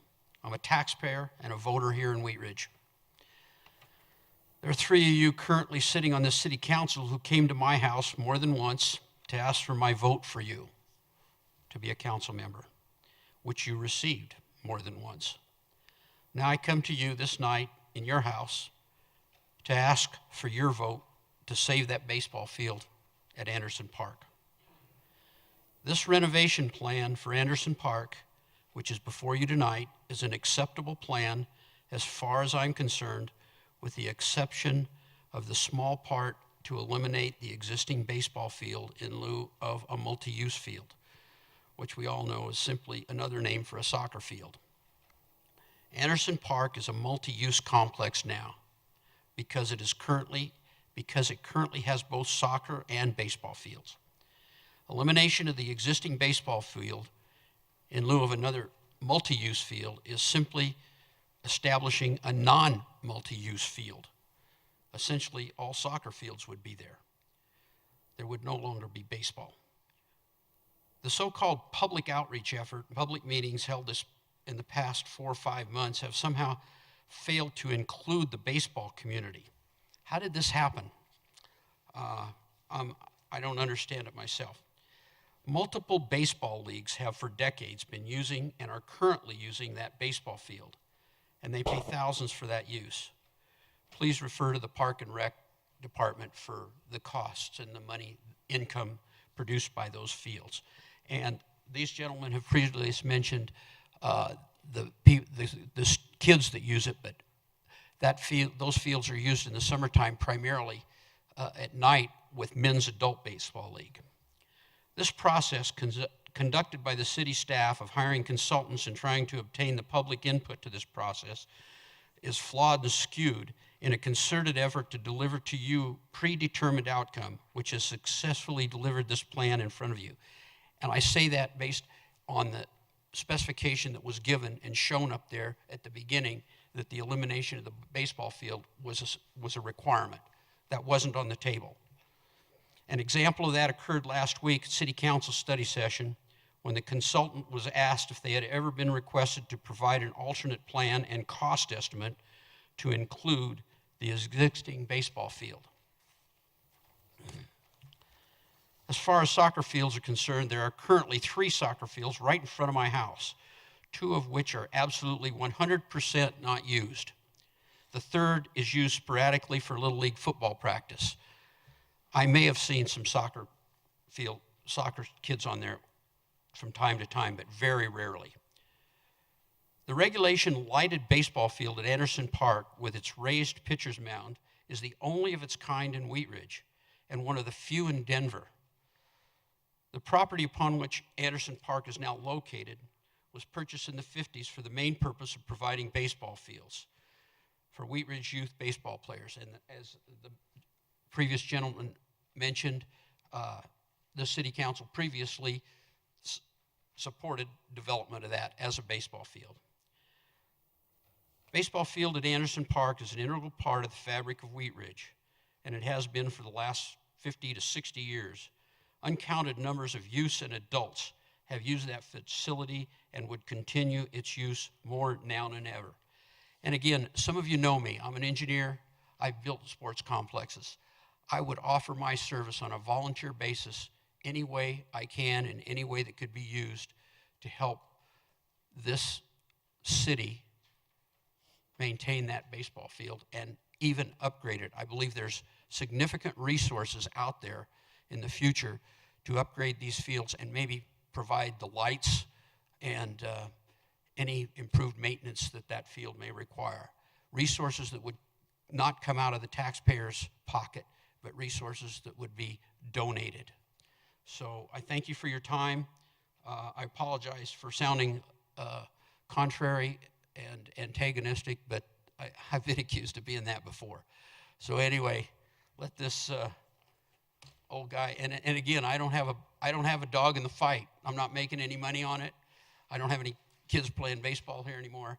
It's just something that's part of Wheat Ridge that I'd like to protect and help preserve if possible, any way I can. Thank you, Raleigh, cantankerous or not. Thank you. Thank you. And if I'm still here for any questions you may have. All right, thank you again. Thank you. Guy Namiat.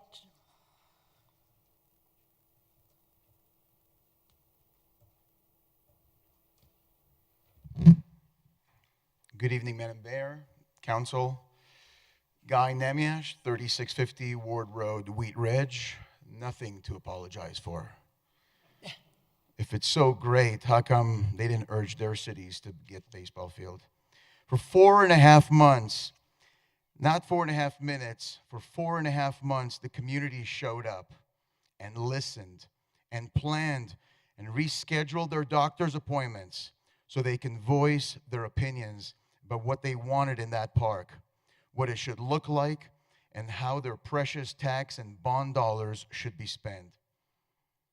In that last study session, a few counselors thought that you were doing the right thing by bringing in more options, by listening to a few citizens. But in doing so, you chose to ignore an entire process where so many citizens were involved, and instead you chose to listen to 3 people that have been personally invited to every single meeting. And instead of joining in and voicing their concern, they declined the invitation and instead used old relationships to sneak in their wishes. Not only have you insulted those citizens that have showed up for 4.5 months and dedicated their time and energy in the planning, you've also put those candidates in the upcoming election that have had your support in awkward situations. I wish I had everyone that worked on the project here tonight. I tried to bring them in. I spoke to them. They all had the same answer. Guy, we've been showing up for 4.5 months. If our swimming pool was only used for organized meets and by swimmers from outside of Wheat Ridge, would you support them over us? This field has only been used by an over 35 men's league from Denver, not Wheat Ridge, not even kids, and certainly not half of mankind. No women leagues are using this field. That's half of the people in this city. If you look at the sign-in sheet tonight, you'll see how many of the speakers tonight are not from Wheat Ridge. I wonder how they voted on 2E. On a side note, so it's not Fox News, but Forbes magazine quotes a sharp decline in youth baseball, 9.09%. That's about 4.5 million kids. The forecast shows more of the same in the next few years. And second correction of the night, Architect was not asked to include baseball because no one in the community asked for one. If they had showed up to the meeting, they would know that. Listen, we appreciate you looking at options. It's your job. We get it. But we are asking for all of you to listen and acknowledge the hard work by our citizens and voters and give a thumbs up to the design brought to you by the Parks and Recs Commission, the Anderson Park Focus Group, and the many that have worked so hard to be representatives of all that contributed. Thank you for your time. Thank you, Guy.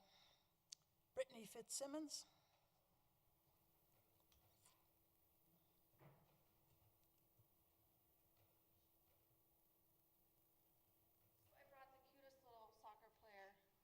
In the city with me. There seems to be an issue with soccer here. My name is Brittany Fitzsimmons. I live 3450 Otis Street. I'm a Wheat Ridge resident and also a board member of the Wheat Ridge Avalanche Soccer Association. I'm here on behalf of the Wheat Ridge Avalanche Soccer Association as well as a citizen. The Wheat Ridge Avalanche Soccer Association is a local soccer club who currently uses Anderson Soccer Field as well as several other soccer fields in the city. We are a growing club that has more than doubled in the last couple of years. We expect to grow even more in the next couple of years as younger families move to Wheat Ridge and as we attract the North Denver soccer players. Along with paying for the use of the fields in the city, we bring visitors from all over the state as their teams compete against ours. These visitors are most likely dining while here, and we as a club also host team parties, club meetings, and events at many local establishments. Currently, we use Anderson every Monday through Friday afternoon, August through November, and February through June. And also in evenings, and those are in the evenings for practices and along in the afternoon. And on Saturdays, we host approximately 4 games at Anderson Field, with roughly 120 soccer players and at least 120 fans. Currently, we are forced to use the baseball field in the fall and early spring for the lights because we currently do not have enough soccer fields in the town for all the teams to be able to practice prior to it getting dark. It is our understanding that the lights are not part of the renovations, which will leave us with much less time to get practices in each week. It is also our understanding that the community focus group created a plan that would include the multi-use field at Anderson. This field would allow us more space for practicing before it gets dark, as well as allow our growing club more space for games. We are asking that you please consider the citizen proposed plan of creating a multi-use field at Anderson. I do have some more information on our club and the needs that we have in our growth here in this document, if you'd like it. Now, as a citizen, a 15-year citizen, I have become increasingly aware that our city government likes to create citizen groups to help with many of the projects and ideas in town, but then doesn't really like to use the input provided. I find this tactic is causing more division and more frustration as citizens feel their time and effort is wasted. This group has been working on the design ideas of Anderson for several months, only to have it changed last minute and their final plan disregarded. This type of action will continue to create an apathetic city as people feel it's not worth their time or effort to be involved. I'm asking that you please revisit the plan created by this group and carefully listen to their proposal as they worked hard to develop it. Thank you. Thank you. Our last speaker is Rachel Hultin.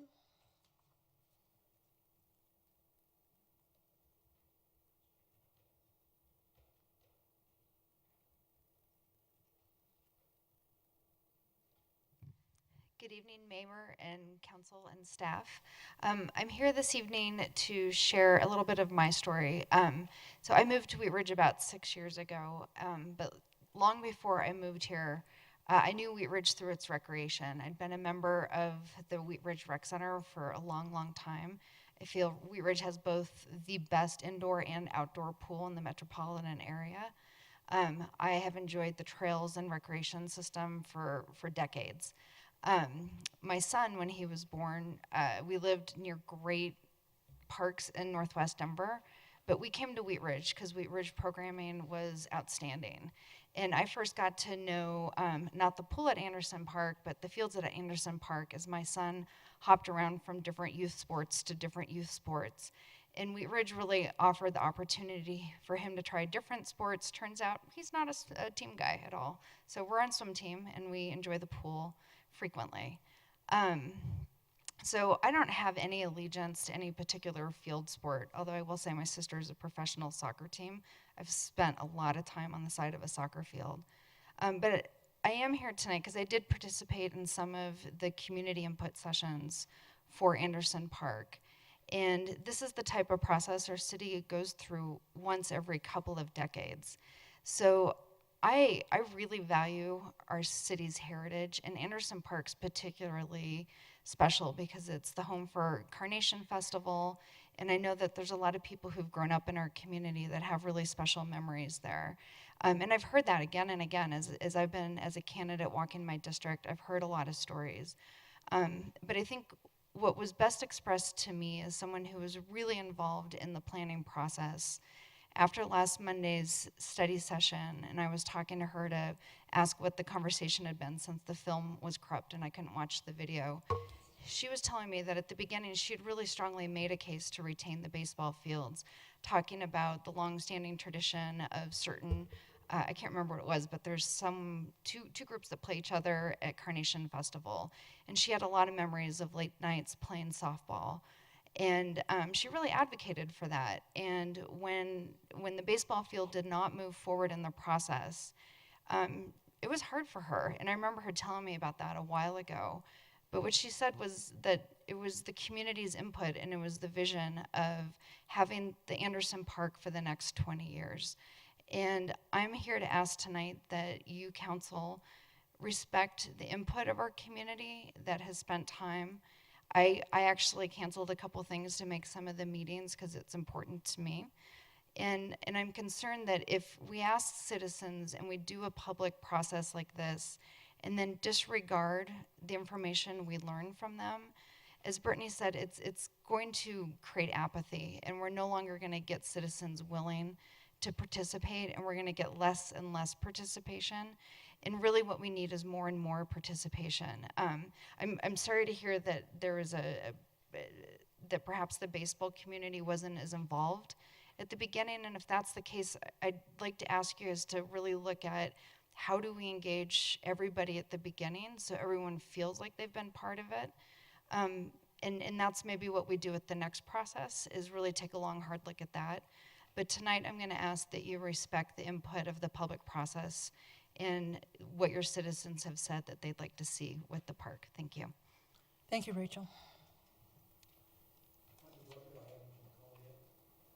Oh, I'm sorry. Did you want to speak? You. He's on the list. Come forward. All right, miss him.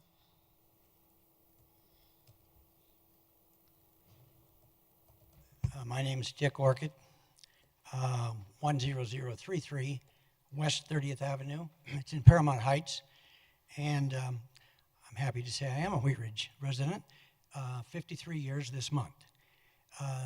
The other younger gentlemen that were here did all have a very strong tie to Wheat Ridge, and I think let's not miss that they were raised here. They have a close proximity to the interest of Wheat Ridge.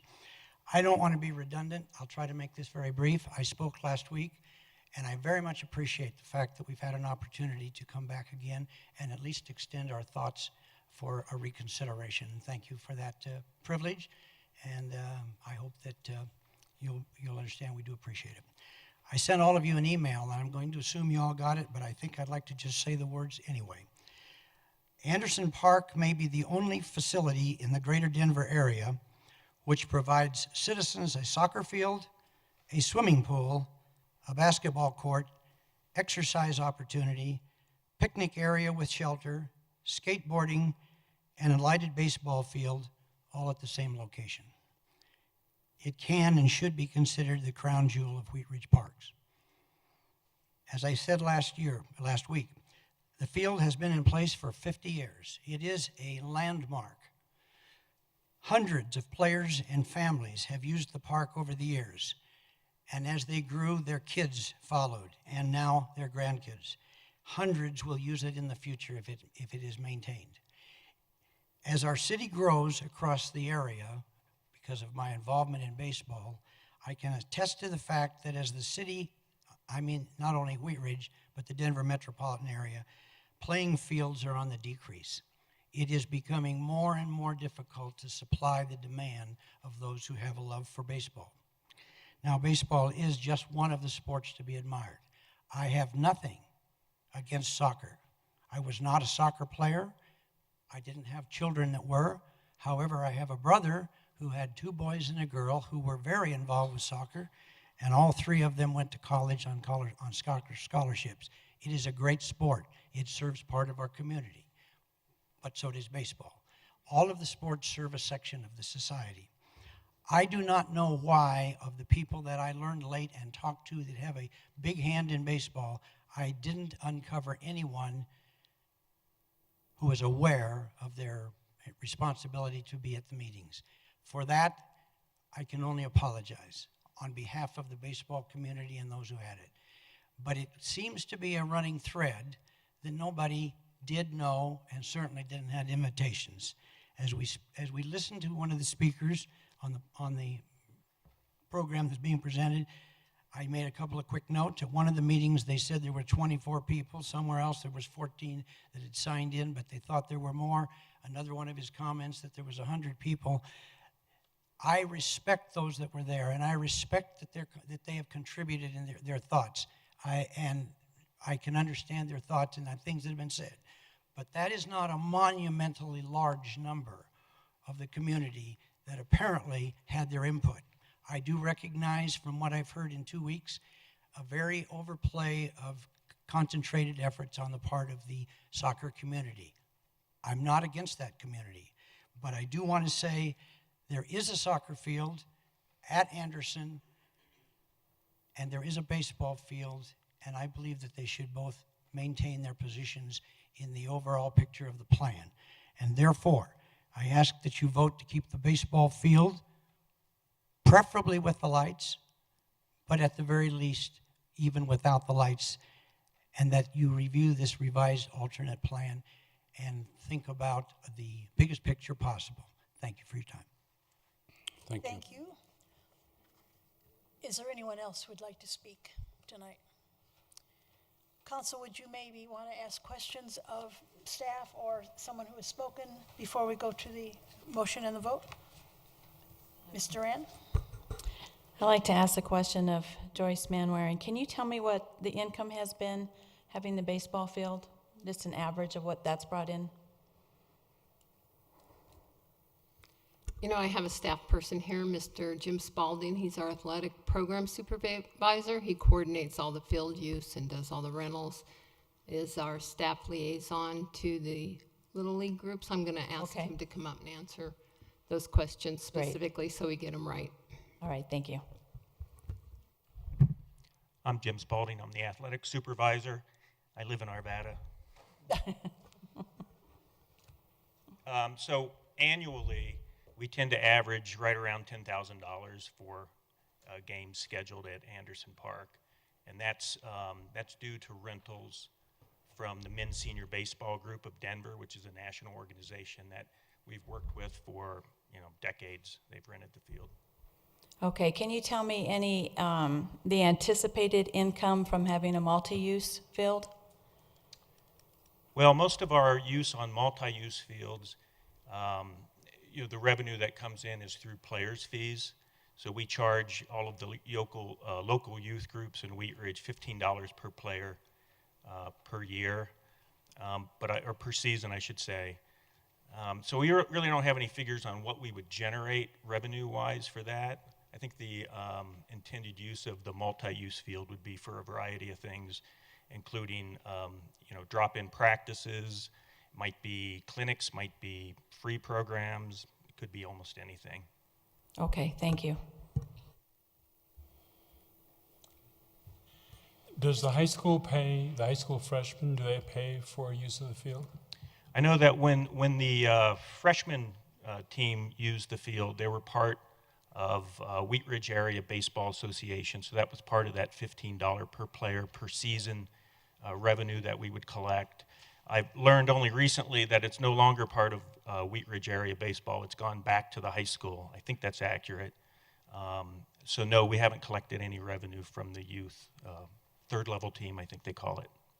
Okay, I apologize for this question. I don't mean for you to take this poorly. How is it that you know the income from baseball but not from soccer? Well, we do have income from soccer, but it's usually running our soccer program.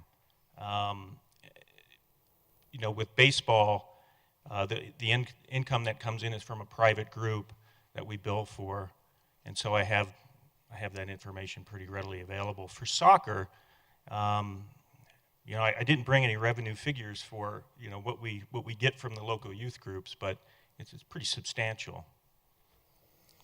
So one more question then. We've heard a lot about the low use of the baseball field. Can you tell me how often soccer fields go unused? Not unused? How often they go unused? Most of the soccer fields are not used for the month of December, January, and part of February. But other than that, soccer fields are used pretty much year-round. There is a small period of time in the summertime when the recreational fields aren't used, but the Wheat Ridge Avalanche tend to use fields pretty much 8 months out of the year. Mr. Matthews. How many soccer fields do we have right now? Well, let's see here. So we have 5 city-owned soccer fields that are game fields. We have 2 soccer game fields that are located on Jefferson County school property. And then we have a variety of soccer practice areas that we set up just in whatever space we can find to set them up in. Okay, and I have a question, and it's a little bit outside your purview, but yet I think it applies here.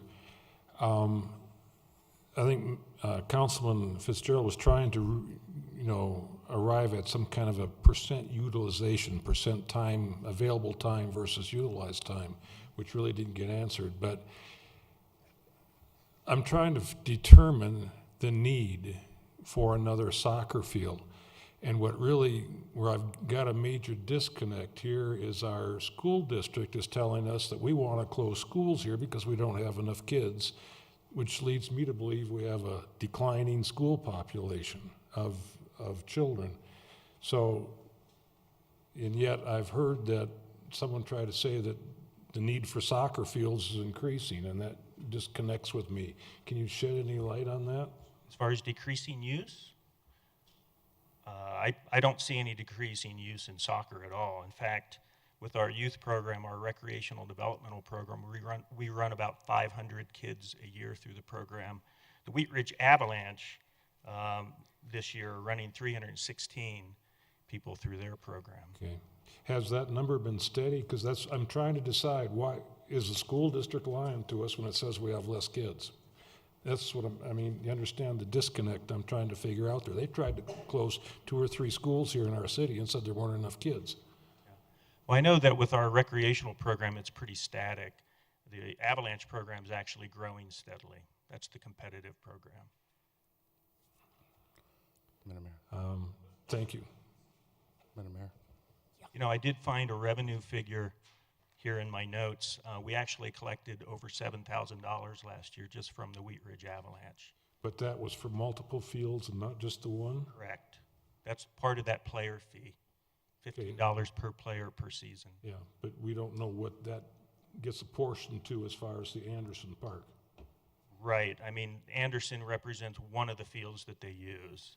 They actually use 2 other game fields. One primarily is Paramount Park.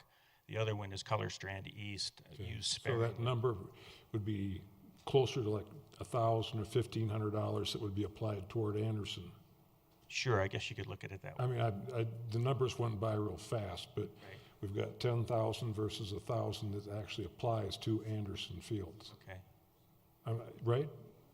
I don't really break it out that way. I just collect the player fees and, Okay, and distribute the fields accordingly. Thank you, Madam Mayor. Thank you for answering these questions. And as you mentioned, there are some fields on Jefferson County School property. Do those include the fields at Martinson or Sebeski or Stevens, or which fields on Jefferson County property are included in that? Used for soccer? Mm-hmm. We don't use Martinson anymore. We use one small soccer area at Stevens for a couple of our recreational teams. We don't use anything at Sebeski. We do have some soccer practice fields at Wilmore Davis Elementary School. Other than that, those were the only school fields that we're using for soccer. And is there, were those fields previously used and discontinued, or why are they not considered? At Martinson? Well, at Martinson or Sebeski or? We've never used Sebeski. At Martinson, it's been difficult to get a permit through the school district. I think there's been some changes there with the property being sold or something. But there was a soccer field there once that we did use. Okay. Ms. Hobby. I'd like to caution us to try to make sure that this is not a soccer versus baseball conversation, because a multi-use field is not just soccer. There's also lacrosse, football. My girls play lacrosse, and they play them on soccer fields. So, so I'd like to caution us that this is not a one against the other. One of my questions, though, is there a place somewhere else in our community, in one of our parks, where we maybe already have a softball field that we could convert to a baseball field, or somewhere where baseball could be hosted elsewhere, not necessarily in Anderson Park? I think the thing with Anderson Park is it's a competitive baseball field with a grass infield and a pitcher's mound. So it's a very specific facility that's designed for adults and I guess 18 and older competitive play. Is there a place where we can convert one of our fields that we already have into that? I know that you have to have a fence, you have to have the grass, the pitcher mound. I probably the closest area we have that could be converted, if it would even fit, would be Panorama East. I know that the more competitive Wheat Ridge area baseball teams that are 14 and older have played some games there because they have the base distances that are required, which is 90 feet. But I'm not quite sure there's enough space there. That's a decision for people much smarter than me. Okay, Mr. Pond. Really quickly, and it was I appreciate it was brought up by a comment, and I had this question during a study session, and I didn't get it in. But so you're specifically saying it's a competitive field. It has a mound. So how many women's teams use that field? Since I've worked for the city, there haven't been any women's teams. And the freshman team at Wheat Ridge certainly does. Yeah. Yep. The freshman girls team? No, I don't think so. I think they only have boys baseball, but I'm not sure. I see. Okay. But you're specifically calling out the dimensions of the mound to home, first to home. All of those things are, and I assume the outfield fence is all very specifically laid out to dimension for competitive baseball. Correct. And are any of those things can be retrofitted on an ongoing basis? You can take the fence down so that or shorten the field, or reduce the mound? Or do we have that flexibility, or is this pretty static the way it's set up right now? Can you rent it to other people? You know, I can rent the open space in the outfield, which I have done. I've actually rented, I try to use whatever space I can. So I have rented the outfield, but as far as baseball, it's pretty specific to competitive baseball. Thank you. Okay, I believe we're ready for a motion. And we can have further discussion after the motion if necessary. Correct. I move to approve resolution number 39-2017, a resolution approving Anderson Park Master Plan. Second. Seconded by Ms. Hoppy. Discussion? Go ahead, Mr. Matthews. I move to amend the motion as follows. I move to approve resolution number 39-2017, a resolution approving Anderson Park Master Plan as amended with the preferred renovation plan alternate with lighted baseball. Second.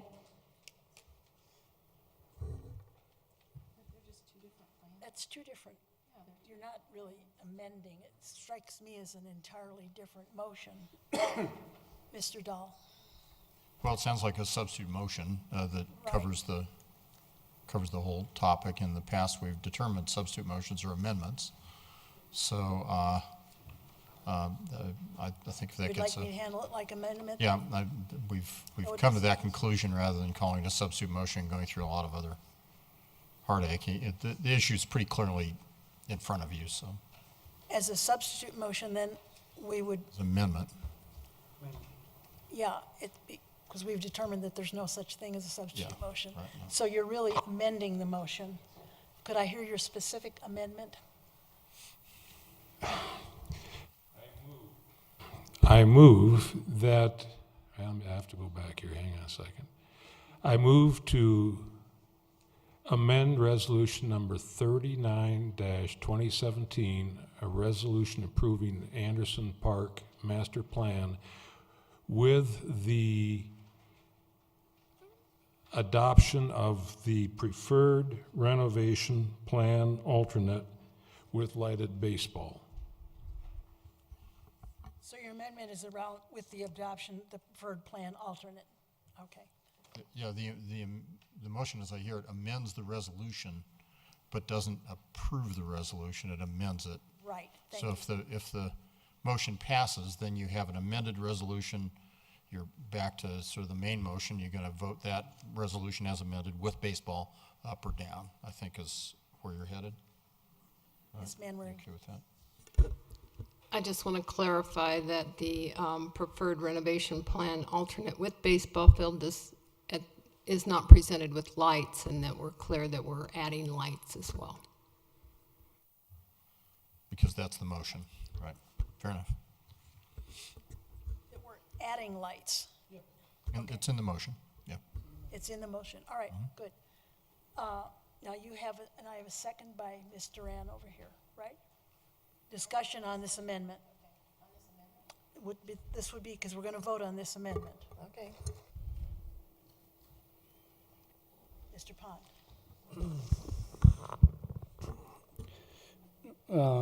I'll tell you, I thought a lot about this after the study session, and I apologize that there was not a tape.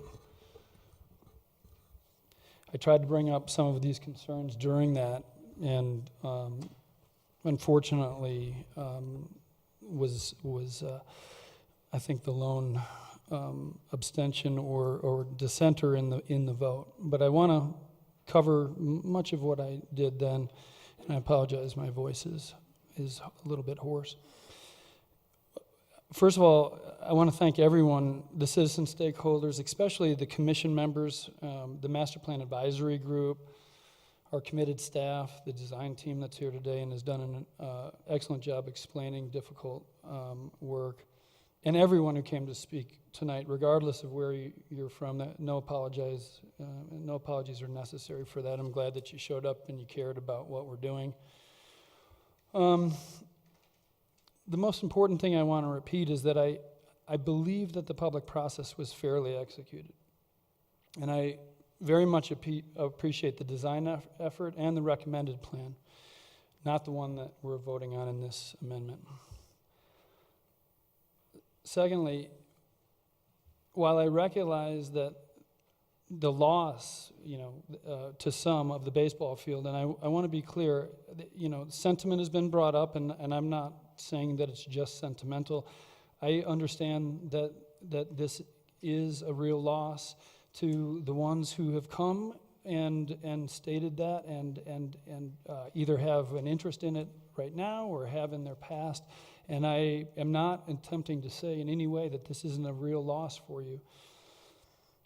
However, and this is a balancing act, this whole thing is a balancing act. I don't believe that this single use, and we just heard the very specific use, is a prudent choice for the extraordinary demands that we have on our facilities and the very limited land area that we have. We have to obviously borrow quite a bit, even from Jeffco, just to get playing fields in order to get our kids suited up, practicing and playing. We don't, and I said this at the study session, we should brag, and we do, about our great parks and rec and our open space, but we should not pretend that we have an abundance of it. We should not pretend that we can actually, with prudence, accept a single specific use the way we're discussing. It's not prudent. I meant to ask the question at the study session. I did just a minute ago. There's not women's baseball playing on this field, and I guess my girls are out of luck. I will go home and tell them that this is the crown jewel of Wheat Ridge, and I hope that they will be satisfied by that. But this is not something that I will be proudly telling them that I fought for their use and the flexibility of this city for them to participate in sports as they grow up. I was willing to compromise in the study session. I offered a discussion of trying to look at a softball field or something that has a little bit more flexibility that would allow for men's and women's, youth and adult, and perhaps allow, without a static outfield fence, to still serve for festival uses as well as open space uses. Council wasn't interested in that compromise. I'll take that time just to say that a multi-use field that we're talking about, a tabletop, is not a soccer field. In fact, we've had the distinction tonight, and we had it at the study session. The other field at Anderson Park is a game field. We're not building another game field. We're not building a soccer field. This is a tabletop. And one of the significant inputs at the beginning of this process, through the bond initiative and through the public input, was to enhance the facilities in this park, especially for festivals. We've forgotten about that. We have reduced this to a battle between soccer and baseball, and men and women, or what. This is our festival park. This is where we celebrate. This is where we bring our community together. And this tabletop, this space, allows us to do that. So, I know it's convenient to reduce this down to just a soccer field and try to pit ourselves against each other. But the truth is that the intention of this, even through the bond, was to try to create multiple uses that span beyond athletics, but to community building and our ability to come together, celebrate. Perhaps not. And finally, and thank the folks who got up tonight to say so, but I said this at this study session, I'll repeat it. We cannot expect our citizens, including our very own commissions, people who we ask to volunteer their time on a constant basis for years. We just went to a commission's celebration last week. People who have served this community for 20 years. We cannot expect those people to remain engaged if we don't take, or for them to take our process seriously if we dishonor them by turning around and taking a thinly attended study session or council meeting and turning the entire thing around. And it's not that what was said at the study session and the council meeting wasn't important, but I wondered last Monday, were people who were watching this, I guess they couldn't see it on tape, were they wondering, I must have gone to the wrong meetings. I got invited to a bunch of meetings. Those must have been the wrong meetings, clearly. I shouldn't have gone to those meetings. I should have come to other meetings. I said it, I'll say it again, I think that's unfair. I think it's been stated tonight in our public comments. I won't support this amendment. And it's not because I don't have sympathy, that I don't understand the sentiment and the need and the uses of baseball and this particular field. But this is a difficult balancing act. I believe that the prudent thing to do is to take the input and the dialogue and to move forward the preferred plan, the one that our citizens, our commissions, our staff, our design team, and a large group of people put their heads together and put forward to us. And again, that's why I'll be voting no on this amendment. Did I get a signal from you earlier? Well, not yet, but I was letting other people, Okay. Since I presented the motion, I was letting other discussion take place before I spoke. Then I'll go to Ms. Hoppy. I'd like to thank everybody who has come out tonight, and I'd like to thank Councilor Mr. Pond for his comments. I was not at the study session, and it was not televised, and I was lucky enough that Ms. Janelle allowed me to sit in her office and listen to her audio tape of the study session earlier today. What happened last week was when I was not at the study session, I got a lot of phone calls and emails. What happened last night? And my response was, well, I don't know. My mom was in town. And so I made some phone calls to some people at the meetings. I called Ms. Duran, and I called Mr. Fitzgerald to make sure that I could get some feedback on what had happened. And then I was able to listen to the tape. So I prepared some thoughts about that. I understand that many people see baseball as an American pastime, and many people have played on that field, and so this is an emotional issue for them. I'm attempting to look at this in a more logical way. However, as a community, we need to take a very close and scrutinizing look at the way we spend our land. In the community process, there were 27 wants identified. Baseball was number 21, not even the top 2/3 of wants on the list. The baseball users were invited to the community meetings to give input, along with 45,000 email invites to other stakeholders. As council, we asked staff to look for opportunities to host larger events like the Blues, Brews, and Barbecue that we lost to Edgewater.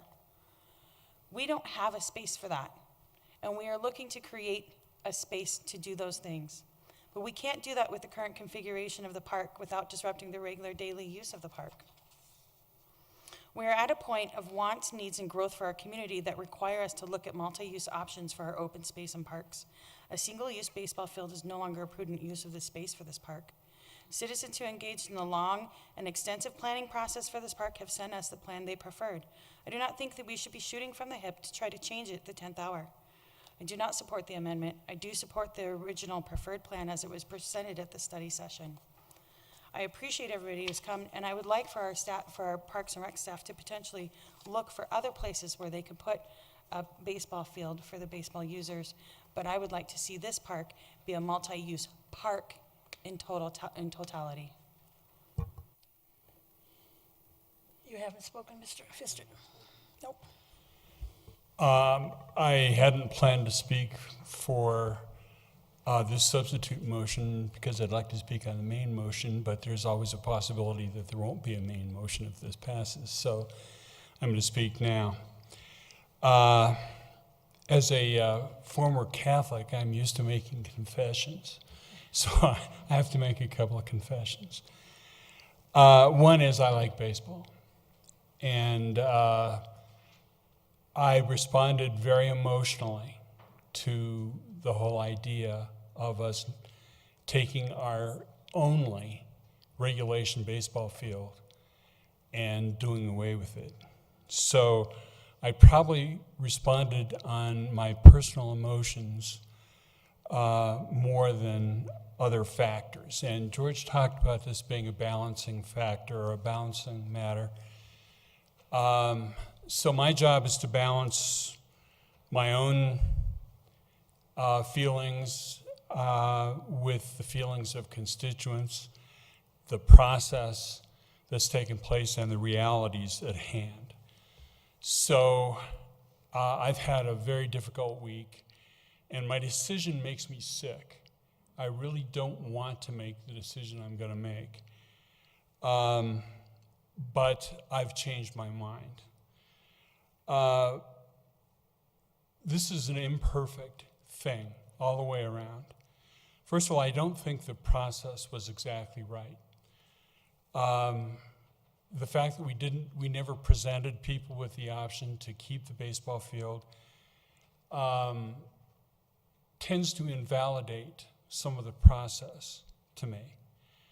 And I wish we had been a little more proactive in being neutral about what people were presented.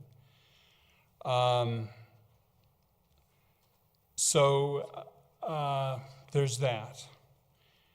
Then there's the thing about people not attending or not being aware of the meetings.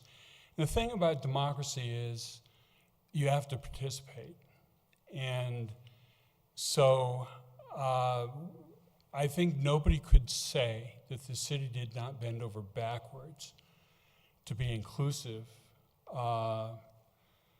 with people and let them know what was going on and where it was going on. And I think you could maybe even say that we hijacked some people at some of the events at Anderson Park to make choices. So I think the process was as inclusive as it's possible for human beings and the city to make it. So for people who feel like they didn't have a chance, I'm sorry that you didn't have a chance, but I think it was there. And it's your responsibility to figure out it was there. And I think points that have been made earlier that are valid points. We do have to honor people who made choices. Whether or not the process was perfect, that's beside the question, and that's another opinion point of mine only. I really wasn't there, so I don't know. But I do have to honor what people have said their choices are, and obviously more people spoke up for options other than baseball than spoke up for baseball. And the final point for me, and the most important one, is that this is a case where I have to make a compromise. Because the one thing that is most important to me is that we not delay the process, that we not delay moving forward on the fields, or on Anderson Park. We must keep to the schedule in order to keep going. And there's something I want to read here. Excuse me, and I just went to sleep at the wrong time. There we go. So from the standpoint of trying not to delay what's going on, I'm afraid I'm going to have to vote for the preferred option without the baseball field. We know we're not going to have lights in any case. So that's really not the point there. We are not going to have the lights. That's a done deal. So one other thing here, I'd like to read the original ballot language. The original ballot language was Anderson Park improvements to Anderson Park to provide upgraded, renovated amenities and facilities that enhance recreational opportunities and meet the current need of park and facility users, and to reduce maintenance and repair costs, renovations to include but not be limited to renovation of the Anderson Building and outdoor pool locker rooms and improvements to surround park amenities. Estimated project cost $4 million. So there was nothing at all in that language that either mentioned or didn't a baseball or multi-use. So that is not a consideration. So the bottom line is, I'm afraid that I'm going to have to vote to have a multi-use field. I do like Councilor Hoppy's idea, and I think other people have suggested that also, that we look for another place, because I would very much like to have a regulation baseball field. Have you spoken on this? I have not. Please go ahead. Thank you, Madam Mayor. And, I don't believe that this is a discussion or a back and forth boiling it down between baseball and soccer. And I think that more so this is a discussion around what is the definition of compromise, because as much as we had a very robust and very well-attended public input process, and we had a lot of individuals come in, including our Parks and Rec commissioners and members of the public participate in that process, we have to also recognize that we had a significant portion of our recreation community, specifically within the baseball community, presented with the assumption at the very front end of that public input process that their field use would not be considered as any kind of alternative in the process. So it's almost as though you can participate in the process so long as you know the baseball field will no longer be there. And just imagine for yourself, how would you consider participating in a process when what you desire has been told to you at the very front end of the process to be not eligible to be considered as a potential alternative, so much so that the design alternatives that came forward from the consultant never included a design that included the baseball field to be maintained. So this Anderson Park, as we all know, isn't the width and breadth of a baseball field. It contains many other amenities, and the public input process that we went through and received many great ideas and lots of great input from a variety of different sources make up the entire master plan. What we're debating here is on compromising about one aspect of that plan and considering a user group that was literally shut out of the process from the very beginning. And that has been my concern both during the study session as well as this evening, in making sure that we have the ability to take in input from individuals who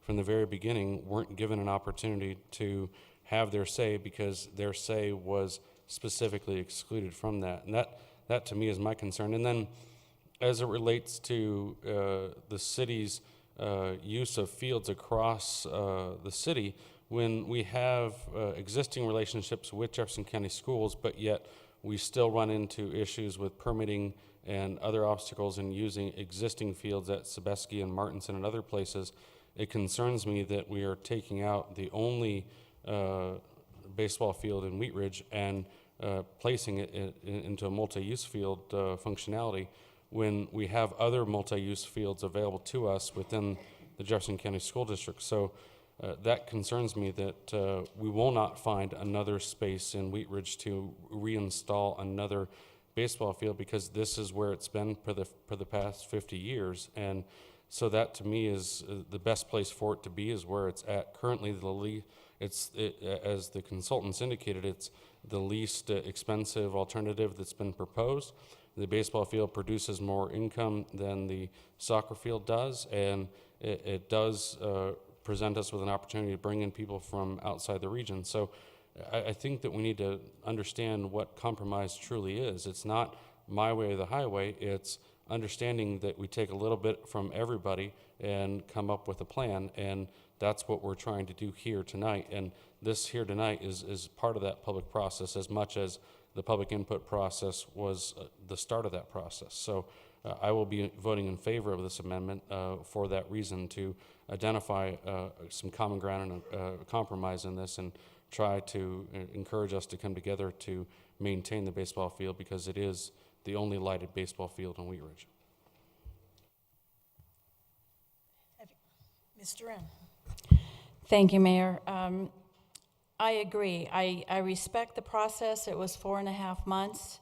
A lot of citizens participated in that process, but obviously there was a large section of citizens that didn't, participate for several different reasons. Either they weren't made aware of it, or I can't answer that question, but the bottom line is I support the amendment because I feel there are a lot more voices out there that need to be heard. We're not scraping the entire plan. The rest of the plan looks great. I think it's a compromise to keep the field. It's not getting rid of anything else that's on here and what the other citizens worked so hard over the 4.5 months to say, here's what we want, here's what we like. I think keeping the baseball field is a great compromise, and I don't think we can dismiss whether it was 10 citizens or 5 that spoke between last Monday and spoke this evening. We can't dismiss their concerns, their thoughts, and their wants. We have to really consider the entire picture. Just as I respect the last 4.5 months, I'm also respecting what they have to say, and that's why I'm going to support the amendment to keep that baseball field. Thank you. Ms. Wooden. Thank you. I'm going to make some comments, and I'll echo a lot of things that have already been said.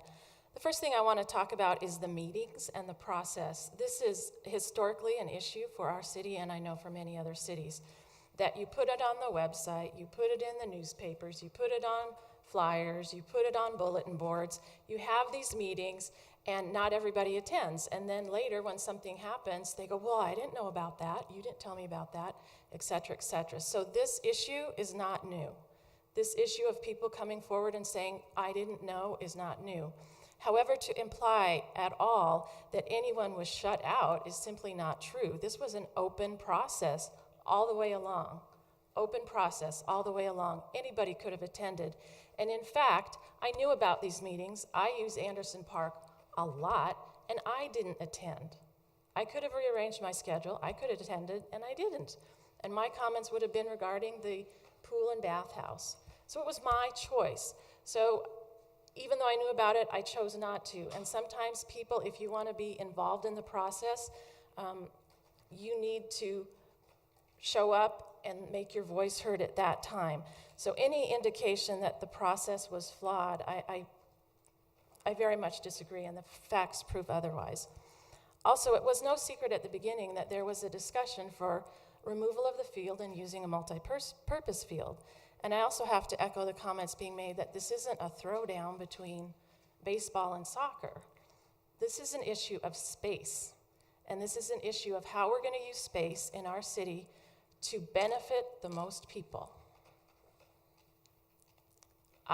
Both my kids played soccer and baseball. I assure you, soccer is not cheap, it's not free, and you do pay. So you pay for lacrosse, you pay for baseball, you pay for soccer. So the implication that baseball pays and other sports don't is just not valid. So everybody plays. We're looking for our use of space for our city and what's going to benefit the most people. I also understand that taking down that fence, opening it up, opens us up to festivals and other uses. So it could be lacrosse, it could be soccer, it could be kids going to throw a frisbee with their family. It could be anything. It's an open field. I do not support the amendment. I'm going to support the citizen plan, the committee plan, and the original proposal. Mr. Matthews, did you want to say something about your amendment? Please, thank you. Please make it brief. My bad. This is my bad. 2 years in city council, and I haven't learned my lesson yet. When we originally started talking about Anderson Park and 2E, I was sort of led to believe that the baseball field was underutilized, that it just wasn't that interested. There were people that came in from out of town once in a while to use it. Half the time the lights were on and nobody was there using it. And I had no clue as to the history of the field. And as we've gone through these discussions, and I've had a chance to listen to the baseball side of this discussion, I realize I should have opened my eyes 6 months ago, before, last year before 2E was ever voted on. I should have asked the question. We've got people that have rented this field for 50 years. Have we asked them? Have we given them notice? Have we told them that we're going to shut them out? It's been a long-standing tradition. I just never thought to ask the question. And to the baseball folks, I apologize for that. That's my bad. And I've seen this before in our city where if you look back and see how things happen, you can see how they're predetermined a little bit. Just the right facts are brought out, just the facts that support one direction rather than all directions. And we have to fight against that in this city.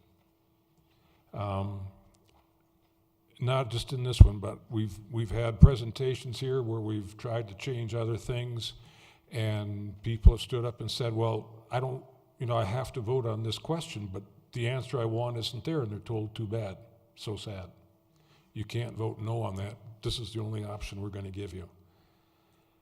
And I really believe that if we had done due diligence in all the way back to the beginning of 2E and informing the people who do actually use that field and participate in it, that we would have had more public participation from that section of the citizenry. So I apologize to all of you now for not having asked that question early enough. And I was 50-50 tonight when I came in here. I didn't know which way I should go. And after hearing more people talk about, their kids and their grandkids played baseball there, it made me think a little bit about why we have the ball house. The ball house certainly doesn't add anything to modern day Wheat Ridge, except it's part of our history. And a little bit of the reason that we study history is that so we don't have to repeat it. And I'm concerned that we're just going to erase 50 years of Wheat Ridge history, and then it's going to be gone. And there is some tangential value there in supporting history and what we do, especially when we have other alternatives. It's not like if we have the ball field, that soccer is going to go away or lacrosse is going to go away. It's been coexisting with the ball field for a long time and can coexist again. We perhaps needed to consider, before we started making these decisions, that we needed to market our ball field better. And we could have got improved use, perhaps improved income, and we would have had a bigger slice of our society participating in its use. But I don't think we made that effort because I don't think, we kind of wanted it to go away. So we just quietly put out the options that never included the baseball field. I appreciate the people that came down, but yet I've heard when the majority wanted it to have them completely ignore a vote of the public, ignore a majority vote and say, well, these 30 people wanted to do this, so we're going to ignore a vote of the public. I don't know what to say about that. I do know that moving forward, I will do my best, because I can count the votes. I will do my best, though, to ask the significant questions before we get to this final part of the process. Obviously, I've changed my mind. I came in here tonight 50-50, and after hearing everybody, I went 100-0 in that I made the amendment that we should keep baseball. I think we'd be doing the biggest service to our city by keeping that added facet to our recreation department that we will lose. We will still have softball, we will still have soccer, we will still have lacrosse, We will still have festivals. We hold our Carnation Festival. That's a huge festival. We have that at the park there every year. We managed to do it with a baseball field. Perhaps in the future we could consider, just like we're putting a garage door in the Anderson building to increase access, there are changes we could make to the baseball field to increase public access to different uses there. But once it's gone, I guarantee you, it's gone. Suenda, done, null program. Because we will come up in the future to say, well, if we want to build a new baseball park, it's going to be $500,000 or whatever, and we don't have the money. So I caution everybody that when you vote, you're not voting for a compromise, you're voting to end a part of our city's history. Thank you. It is really time to come to the vote, but I'm not going to express particularly a feeling one way or the other in this section, but I am going to express the fact that our staff, I'm not comfortable with the fact that our staff has been more or less not treated or respected as well as they could be, and which is upsetting to me because these are professional people. Point of order. I have the right to speak. Point of order.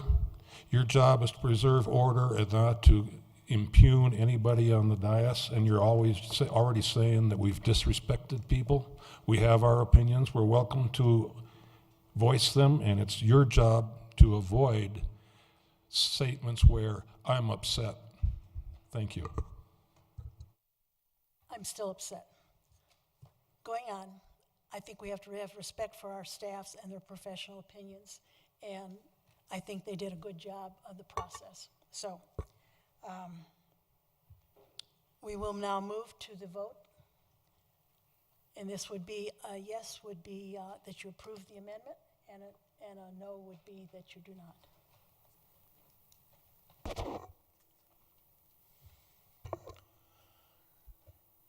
Motion fails 3-4 with council members Wooden, Fitzgerald, Pond, and Hoppy voting no. We'll then return to the original amendment, the original motion. Just a minute, please. Please, are you ready to vote on the original motion, which the one that Ms. Wooden had given? She's trying to clear. Okay, you can vote now. Clarification? Just for clarification, since it's not outlined in the recommended motion, the approving the Anderson Park master plan will be the preferred renovation plan, I assume, and I'm not sure if that should be stated in the motion, or is it implicit? Well, the resolution, as you say, approves the master plan adopted as presented, and the version as presented, you had a version as presented, and then you had a version preferred alternate. So my belief is that if you adopt the resolution as presented, you're adopting the version of the plan that does not have baseball, because you asked for an alternative, and that was brought forth as something other than the master plan as presented. So, Madam Mayor, I had a question on the master plan. On Certain discussion? yes. Sure, go right ahead. Based on the information presented, what was the total cost of the master plan as presented?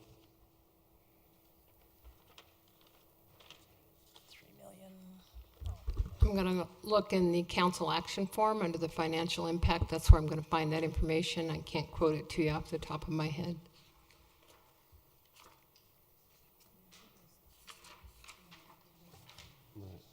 Plus that.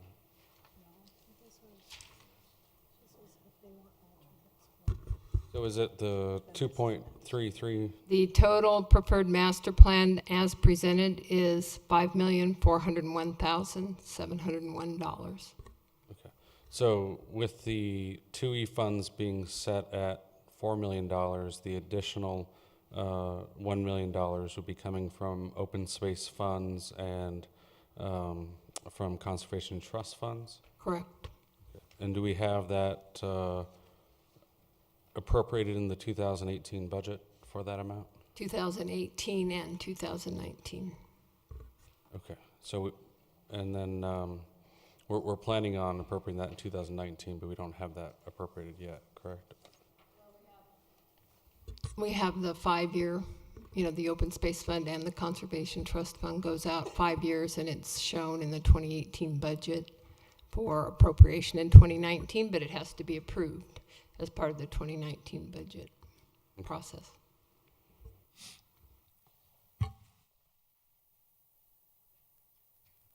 Anything else? Any other discussion before we go to the vote? Please cast your votes.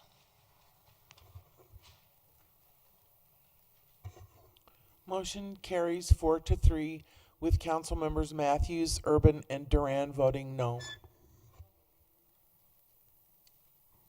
Okay, moving on to item number 2, Mr. Matthews. Thank you, Madam Chair. Item 2 is a motion to award a contract to Diaz Construction Group LLC, Lakewood, Colorado, in the amount of $150,750 for Anderson Park Waterline Project.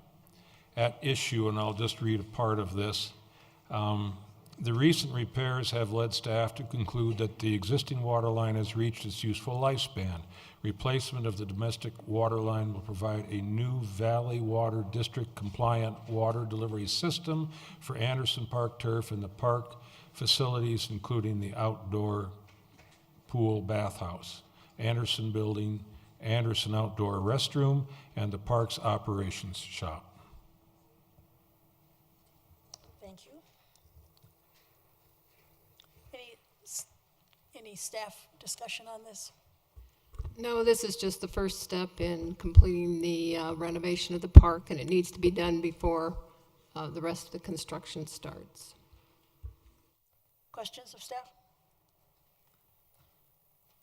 I don't have any public comment on this one. I think go right ahead to the motion. Thank you, Madam Chair. I move to award a contract to Diaz Construction Group LLC, Lakewood, Colorado, in the amount of $150,750 for the Anderson Park Waterline Project. Second. Madam Mayor, I had a question on that. So this $150,000 contract, is that included in that previous price of $5.3 million? No. So that's in addition to that? Correct. But it's coming out of 2E funds? Correct. So when we talk about a total project cost for the master plan, we're not including this $150,000 cost? That's correct. As stated in the CAF, it does not include the water line or the master plan consultant fees. The $5 million does not. So is there any other costs that we're not including in that as it relates to the renovation of Anderson Park? Not that we're aware of right now. Other than the survey has also been completed, if you want to count the survey for the park. Any other discussion? Please cast your votes. Motion carries 7-0.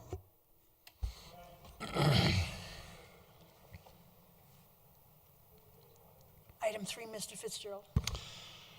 This is resolution number 40-2017, a resolution adopting the City of Wheat Ridge Americans with Disability Act transition plan. The issue, the City of Wheat Ridge is required under Title II of the American and Disabilities with Disabilities Act, ADA, to perform a self-evaluation of its current transportation infrastructure and to develop policies, practices, and programs to address the requirements of the ADA. In cooperation with staff, the city's consultants, Alfred Benesch and Company, has completed an ADA transition plan to meet this mandate. The plan will provide guidance to the city regarding ADA transition plan requirements, evaluation of accessibility in the city's right-of-way. More specifically, guidelines and procedures have been developed to plan, construct, enhance, and improve pedestrian mobility throughout the city. The plan also guides and works in conjunction with the capital improvements plan to identify opportunities for improvements as part of the city's long-term goals for accessibility and mobility. The financial impact, the contract was awarded to Alfred Benesch and Company in the amount of $43,247.60. Thank you. Any comments from Public Works Director? Yeah, just a few brief remarks here, and then I want to introduce, also here present tonight is our consultant, Jess Hastings from Alfred Benesch, along with Steve Wynn, our engineering division manager. Just a few brief highlights here, and then we'd be happy to answer any questions you might have. So in accordance with the Americans with Disabilities Act, ADA, we've completed the ADA transition plan for your consideration tonight. Back in May of 2017, earlier this year, the consultant provided a pretty thorough presentation of the plan. We had a final draft at that time, and we were able to present the plan in its entirety pretty much and answer any questions you had. Since that time, we gathered had one more final public meeting, a second public meeting. Also gathered any other further comments for consideration in the plan as well. So it's all been buttoned up with that and for your consideration tonight. A few of the things, highlights it includes is a self-evaluation of the city's current practices, guidelines, standards, and policies, and consideration of the future use of our right-of-way to minimize or eliminate barriers to accessibility. Secondly, it designates a department's ADA coordinator and a role and responsibilities for that position. Developing a formal ADA complaint procedure, a process for performing public involvement to seek input on the transition plan and accessibility, and then also serve as guidance for the development of a multi-year program to correct deficiencies based on a prioritization method. I want to emphasize too, this is a living document, subject to review and updates periodically as may be needed. Questions? Thank you, Madam Mayor. Overall, I think the plan looks good, and I don't want to speak to the plan specifically, but more to the document itself. And it's somewhat of distracting because it appears throughout the document there's at least 42 different either spelling errors or missing letters and words that are misspelled. And I'm just curious, what is since this is a living document, when will this be proofread or otherwise looked at for those basic grammatic errors? Yeah, I think between staff and the consultant, we'll go through the document again before we get it posted on the website and put in our records. We will go through and do a final edit on it as needed. It appears that the letter I and the letter L is missing through half the document, and as important as this document is, I would want to make sure that we're giving it the attention that it deserves. But that would be my only concern as it relates to the document. Thank you. Thank you. Mr. Matthews. Thank you, Madam Chair. I understand we're under mandate here, an unfunded mandate probably by the federal government. In general, does the plan and any potential schedules that may or may not be associated with this for the coming years fall into line with our CIP budget? Yeah, I think the main thing is that we do make a concerted, diligent effort to address these deficiencies and correct them accordingly. We have set up in our capital improvement program a designated amount of money every year. We have $50,000 designated this next year to specifically to address ADA. We also try and correct these as much as we can with other projects, whether they're redevelopments or in our street overlay project. If there happens to be curb ramps there, we take care of them. So, you know, how aggressively we move forward with this is really up to us, but we do have a plan and we are moving forward, and that's the main thing. Thank you. Anyone else? Please go ahead with the motion. I move to resolve resolution, to approve Resolution 40-2017, a resolution adopting the American with Disabilities Act Transition Plan. Second. Any further discussion? Who's Madam the Mayor. second? I thought Ms. Wooden seconded. Do you want more discussion? Not so much a discussion, but as it relates to my vote, in my 4 years of council, I've never really ever dedicated a vote or not, but my father-in-law spent the majority of his life in a wheelchair, and his perspective gave me a whole different understanding of how important it is to provide for these types of plans and encouragement for individuals who need these types of accessible opportunities. So I'll be voting in favor of this in honor of my father-in-law. Thank you. Please go ahead and cast your votes. Motion carries 7-0. Okay, that concludes our main business meeting for tonight. Our city manager is traveling as our And assistant. he did not have anything for me to bring forward for you. Okay. And the city attorney's matters? Just one quick item. This comes up every few years, normally around election time, and I kind of make it a point. I had a couple of years ago answered a similar question from Councilmember Davis about the use of social media and what you can or can't do on your own social media sites as elected officials. And I find that I occasionally have to repeat what I've said before, which is you can do anything you want on those sites because they're yours. And very often people say, well, you're a city official and you put your name on it, and that means that somehow city funds are being used, and that's not the case. You are permitted to, you each have a title as an elected official, and you're permitted to go out into the world and use that title. You're not allowed under the Fair Campaign Practices Act to spend city money urging electors for or against a matter, but you can certainly spend your own money and set up your own social media sites. And this has become more of an issue in recent years when people will set up sites, whether they be Facebook sites or others, and you're perfectly welcome to do that, and you can recite that you're a city official on those sites and say how you feel about things. As well, the issue of hot links comes up, and people put hot links on sites all the time, and that does not spend city money. If you put this city on your site as a hot link, that does not mean the city has spent money on your site or in support of whatever is on your site. You have the right to do that, and I think the first question I got around that issue was a couple of years ago from Councilmember Davis. We've gotten other inquiries, and I just wanted to repeat what I've said before. Obviously, if you have any questions about the Fair Campaign Practices Act on a continuing basis, please contact me, and I appreciate it when you do, because then I'm able to answer questions and head off misconceptions. It's my job.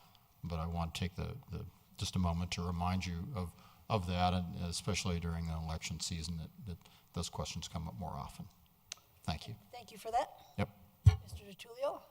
Thank you. I'll be quick. I passed out the most recent biweekly report that goes through October 15th, and I just wanted to let you know that, as you can tell, in October we're seeing less permits being issued for roofs, but the total since storm of roofing permits for the public is 5,967 roof permits since May 8th, and total revenue has been $2,708,176.53. That's the revenue off the permits for roofs only since May 8th. And on the back of the report is our costs for permit techs and inspectors, and that's right at $596,347.50. So that's, like I said, it's winding down right now. It's based on count, but you don't know what's going to happen in the spring if people start fixing their roofs again in the spring. I also wanted to give you a heads up that on November 13th, I don't know if this council will be in place or not, depending on the election, when they're sworn in. But November 13th, you'll have to approve our first bond payment, which will be a little over $3 million. That'll come to council for, I believe, a budget amendment and then approval. Then that authorizes me to go ahead and issue the funds through our C-Safe account to be paid. But it should be on November 13th, will be that payment. That's our first semi-annual payment. Now, I think what will happen is this one wasn't approved in the 2017 budget because we hadn't been approved in 2016. So this may be the only time you have to amend the budget and make the payment. The other one should happen automatically based on if there was that in the budget for 2018 or not. So we'll have to just double check that. And then lastly, I wanted to thank everybody, the previous councils and previous Housing Authority members and current members for the Fruitdale Lofts ribbon cutting. A lot of the projects that we started 5, 10, 15 years ago are coming to fruition, and I'm proud to be part of those. And so thanks for being there. And the Fruitdale Lofts are a great addition to our community. So thank you.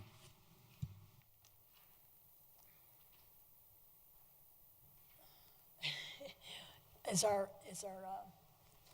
deputy available? Janelle? Report from the city clerk.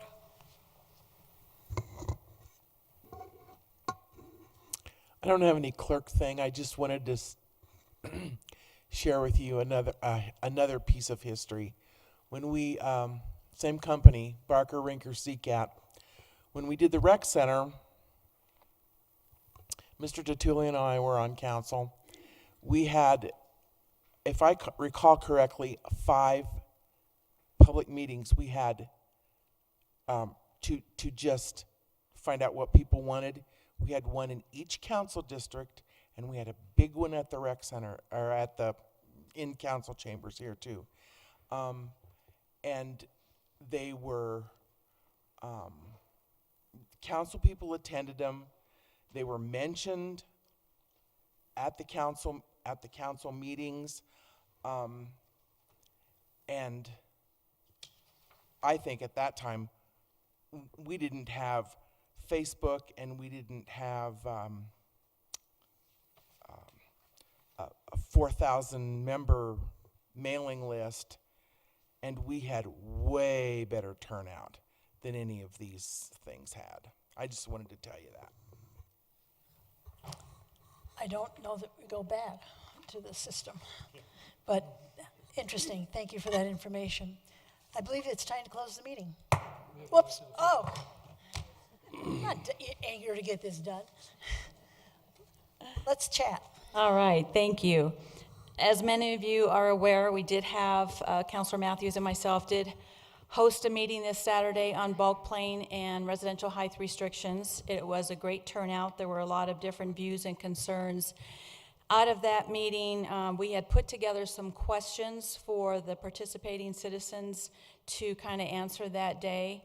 It was suggested that we put those on our website so more citizens could have access to those questions, because a lot of them couldn't attend on Saturday. So I would like to ask council's approval to have our city put them on our website. They would keep track of that data and then provide that data to us on our November 20th meeting. I think that would kind of show the transparency. I just don't want any whispers of impropriety. If I were to put a survey out there with the information, I think it's best if the city does. So that's what I'd like to ask council, to get a consensus and approval so we can get that done.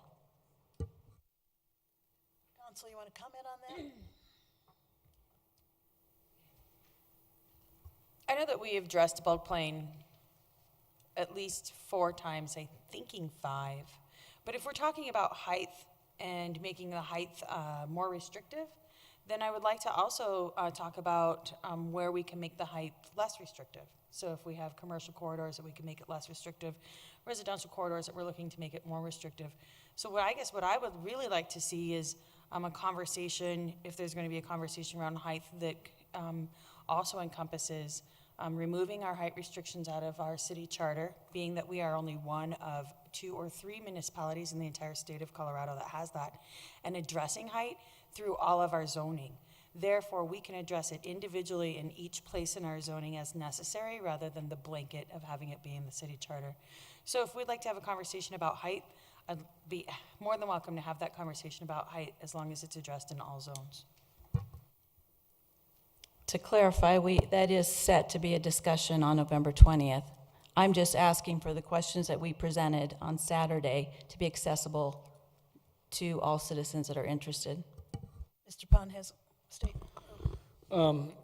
In general, I'm not opposed to putting it on the website. However, and I did look at the questions that I think you distributed at the meeting, and I'm sure that in your meeting you had time to express and explain or answer questions as to what bulk plane is, et cetera, which is a technical topic.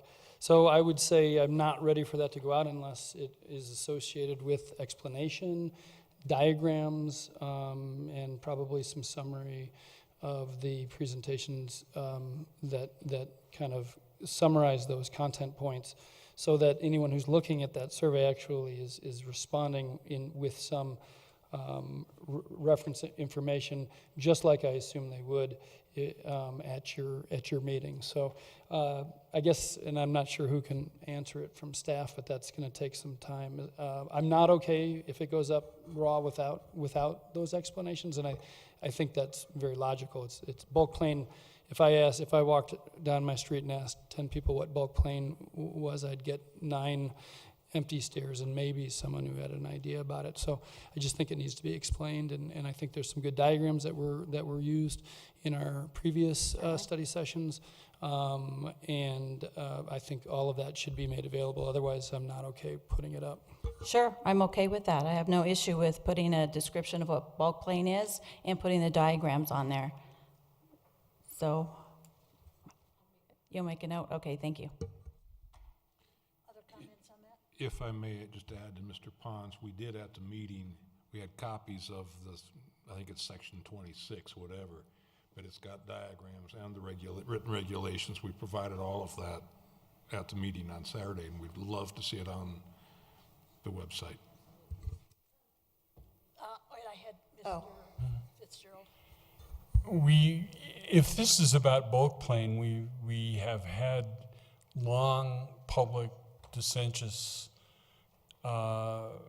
discussions about this in the past, and we did pass an ordinance recently about this. And this is kind of like every time we make a decision, somebody who's unhappy with that decision wants us to reconsider it. So I'm against reconsidering on that basis. And if, on the other hand, this is about height, that's a different question that we haven't specifically discussed. And if it's about that, it is an entirely different question. But then we begin to interleaf the whole issue of design standards. And we don't have design standards now. And in any case, both of those are going to involve a very long public process discussion. So I don't think there's any point in bringing that up right now. And I would be against putting that on the city website. Genevieve? I like the idea of a survey. I am hesitant to put out the survey as it is presented. I feel like the question should be agreed upon by council, whoever that may be in the future, and that maybe a survey be developed after the November, I believe he said it's November 20th meeting.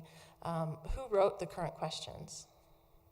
Counselor Matthews and myself, because we were hosting the meeting and just wanted a general idea of what was on their mind, what were they thinking, so that when they came November 20th, we could filter through it a little bit better. I don't think stifling the conversation is a good thing if we're talking about transparency and talking about creating that division, whether it's height, whether it's whatever it might be. The citizens just want to have their say and their voice, other than a community meeting that we had. So if you want to participate, go through the questions. I just thought it'd be a great idea for us as a council to have an idea of what's on their mind, what they're thinking before November 20th. I support a survey in the future. I don't support the current survey as written. Madam Mayor. There's roughly over 200 results when you search the city website for the term bulk plane. There's several different graphics that are already available on the city website as it relates to bulk plane standards. There's also a website, google.com, where someone could Google bulk plane. If someone is interested in bulk plane and taking a survey on bulk plane, they're probably smart enough to fill out and respond to the survey questions, and unlikely to just stumble upon a survey around bulk planes and then inappropriately answer the questions. So I don't think we necessarily need a primer on bulk plane in order to make sure we're only dealing with the citizens that know what bulk plane is. I think as you get to a bulk plane survey, you're already there. So I think it's important that we get this information ahead of the November 20th meeting, and I would be in support of that survey. Mr. Pond. Again, I'm not opposed to putting it out, but I do think there needs to be a little bit of work done, and Councilmember Urban's comments notwithstanding, I do believe there's good reason to summarize this as part of the survey, and I'm not opposed. I agree that, if we do put it up, I think it's reasonable to have a little bit of feedback. And so I guess my request, in order for me to vote positively on this, is that we will have an explanation and backup supported by staff.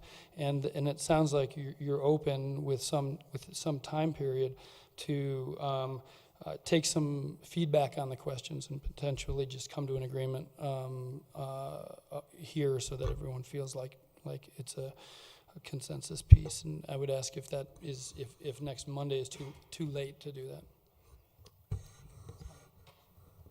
We don't have a meeting next Monday. No, that's true. Sorry. Mr. Urban just reminded me of that. Yeah.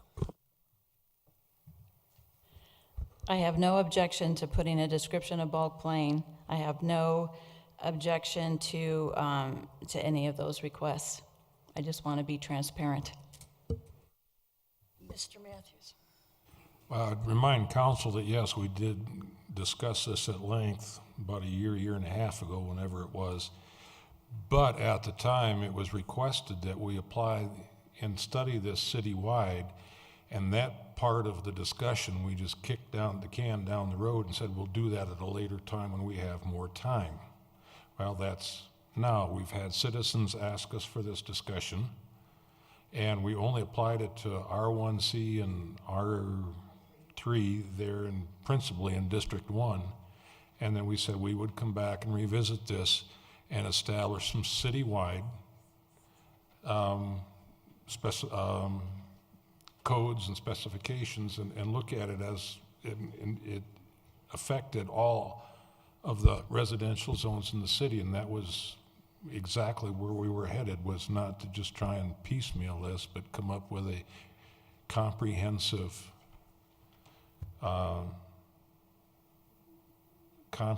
solution based on citizen input for the whole city. It's not an easy discussion. It's a hard discussion. Hosting that meeting, was difficult in some ways, but it's part of our job and responsibility. And our citizens have other things on their mind, other questions, other thoughts, and we need to listen and we need to answer those. So as much as I had wanted to do a temporary moratorium last year so we could work through this process, that wasn't granted. We had 90 days to kind of get through this. So here we are again. So I'm hoping we do our due diligence, we listen, we offer that survey, and at our study session, we hear what they're thinking and what they have to say, and we go from there. Thank you. The question seems to be as to whether to put the survey out on the city website. Yes, with the caveat of explaining what bulk plane is. And what I'm kind of hearing is that there's other members of the council would like to be involved in creating that survey of those questions. Am I hearing that? Excuse me, I only heard it from one council member. I didn't get a consensus from the rest. If they wanted to redo the questions, Input. You wanted, so a consensus on input on the questions that we provided. Can I get a consensus on that?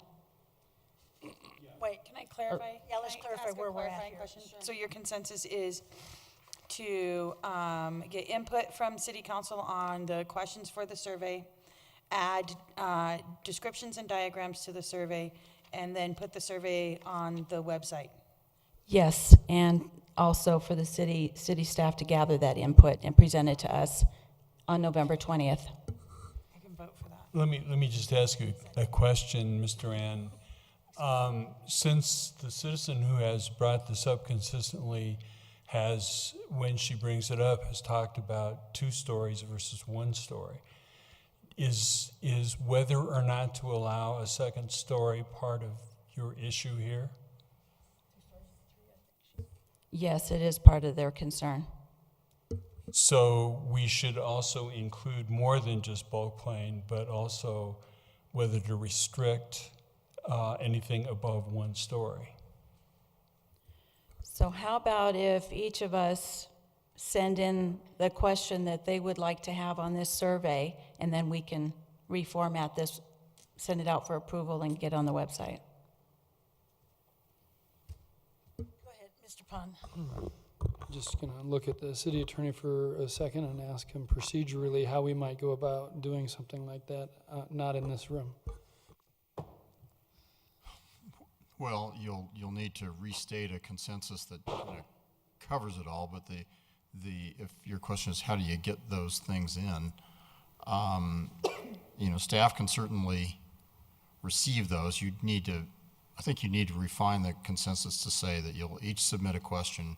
It'll go to city manager's office before a given date, like 2 days from now, some short term, and the staff will incorporate those questions along with the other list of information that was mentioned. That, I believe, is the quote input that you each would have on the survey, unless there's going to be more input than just the question that you're each going to develop.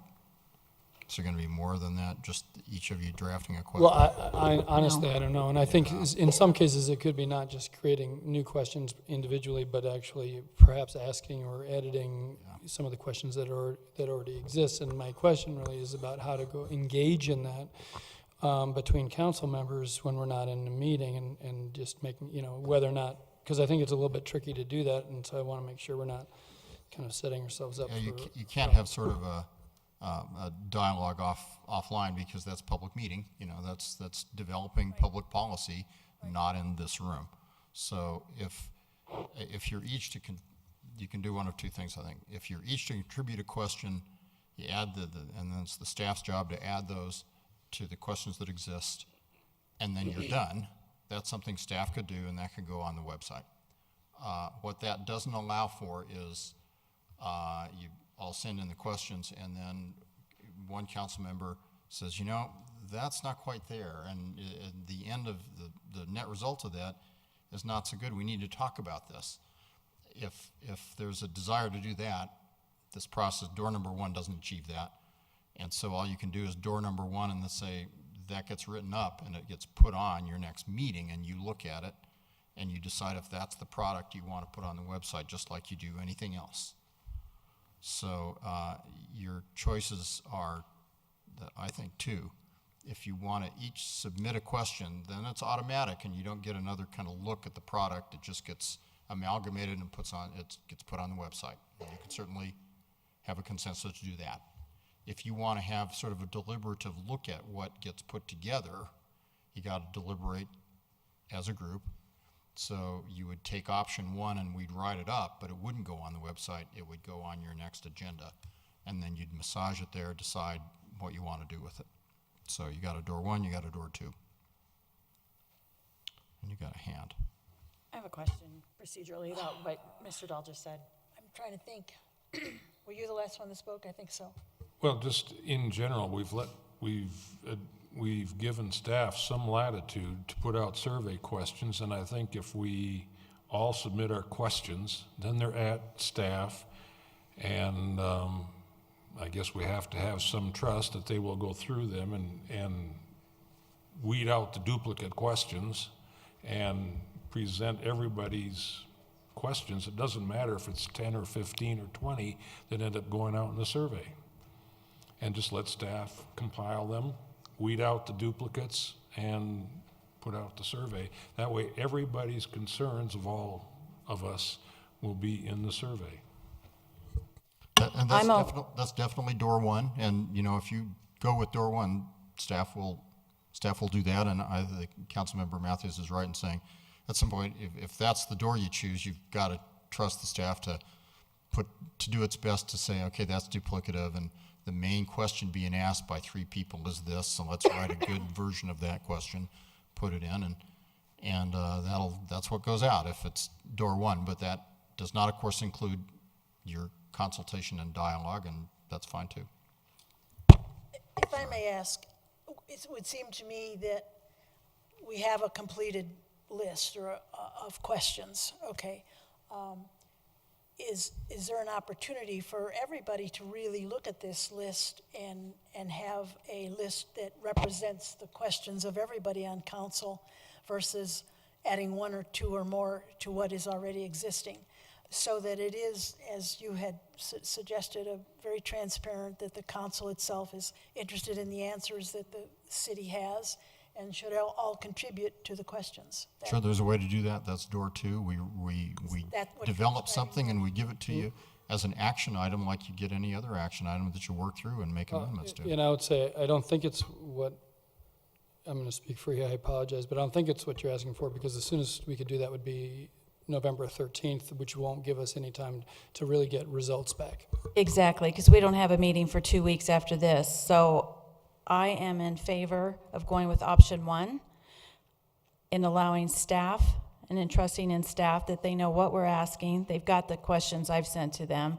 and then taking the other questions that the rest of council has, compiling them, putting it together with all the criteria that we want, and then putting it on the website. I'm comfortable with that. Do I need to make another consensus? I think for council's benefit, the consensus kind of morphed a little, and so I think you probably want to restate what it is that you want to support. Okay, let's try this again. So I would like to get consensus for each council member to send in a question to city staff or city manager. I mean, just city manager.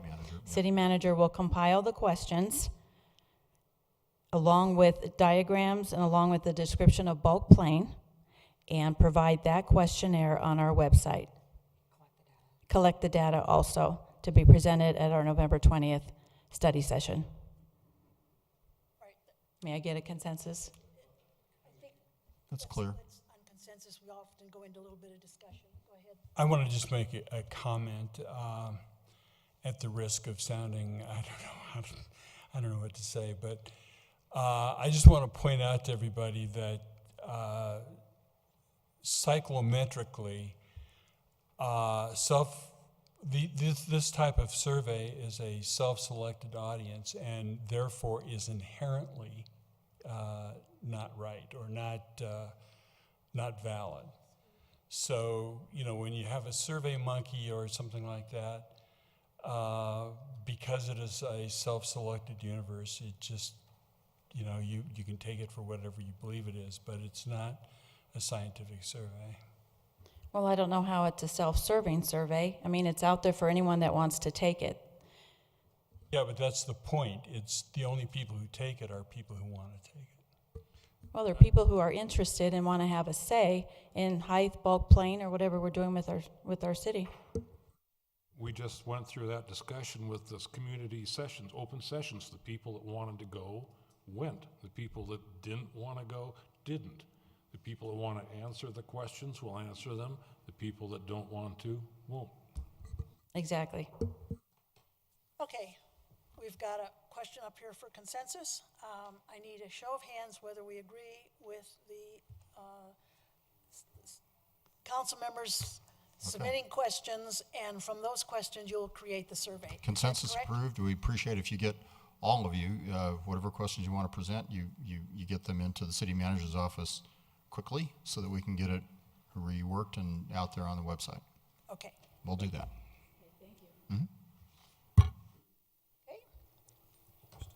We're still going. Was it 11 o'clock when we have to, all right, never mind. No, we're not. We're close, Not- though. Just a few things. So last week, the meeting was not videotaped, and therefore there was not an actual audio, because the audio is with the video. However, Ms. Janelle figured out a solution to that today, and she's turned in her audio file to be converted and then put online, correct, Ms. Janelle? Yeah, I can report on that.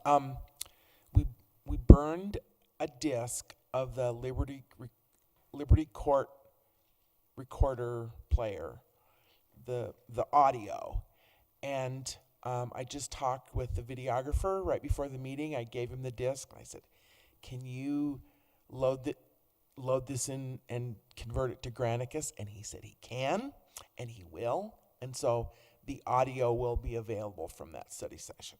Great, thanks, Ms. Janelle. I would also like to remind everybody that it's Domestic Violence Awareness Month still. And if you feel like you would like to be able to help with victims of domestic violence, please go to thefamilytree.org and check in with the Family Tree and see how you can help with that. I'd also like to see if I can try to get a consensus to try to find a new home for baseball in Wheat Ridge. And with this consensus, I'm clearly just asking staff to look at the options that we have available in our community and report to us what could potentially be an option. So could we see, with lights? With cost. An estimate cost to convert something to a baseball field, so. So you're looking for a location as well as the estimate of cost? I would say that as it relates to baseball, what is being sought is a regulation size baseball field with a grass infield and a raised pitcher mound. And fencing. And fencing. So it's like there's A somewhat. competitive baseball field, where we Right. could find room for a competitive baseball field in our community. It's not that I don't like the baseball field, it's that I feel like we need a park in our community that can host a large variety of things. And what it reminds me of is City Park in Denver, which I grew up near. And Anderson Park reminds me of that, but it has just this kind of stutter step in it with the baseball field. And so I would like to find competitive baseball field in our community. And I would like Anderson Park to be able to host a wide variety of things for our community. So can I ask for consensus for us to research that? Thank you. And then last but not least, I would like to say thank you to Ms. Joyce J. and Ms. Genevieve Wooden for all of the time that they've put into our community and all of the years and effort, and for everything that they've done for all of us. And so thank you, and I'm going to miss you guys. Trunk or treat is this Saturday at 4 p.m. and we need candy. So one of the ways you can do that is to go to Ricoli Brewery, and they have a special treat for you if you drop off candy. So you check that out, or you can just drop it off at Stevens as well. The Optimist is having a pancake dinner on Thursday at 5:30 p.m. And at this time, I'd just like to take a moment to recognize the passing of Tyler Tapiaro, who was an Eagle Scout and an Explorer Scout and worked in the city of Wheat Ridge and was a great young man, and he passed away this weekend, and was a good friend of mine, and just wanted to say sorry that he passed and my condolences to his family.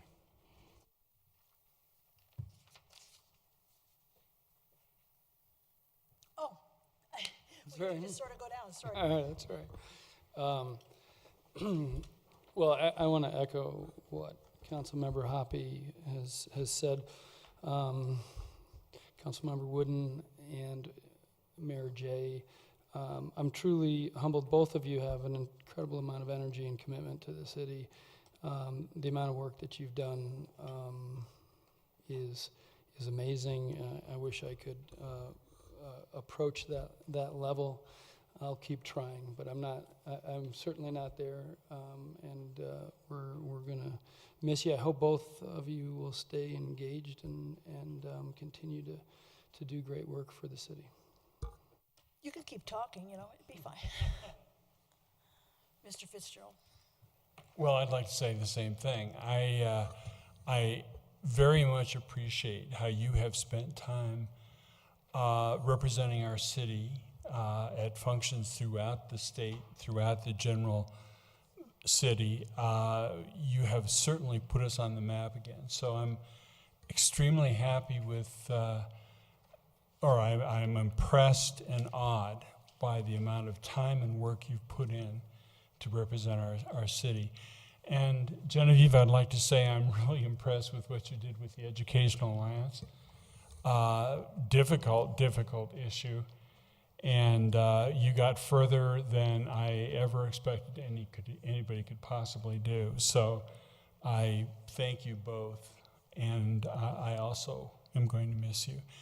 I'd also, just to change the subject slightly, Fruitdale Schools still has apartments available at market rate, and I believe it is possible to still put your name in for a rent-controlled apartment.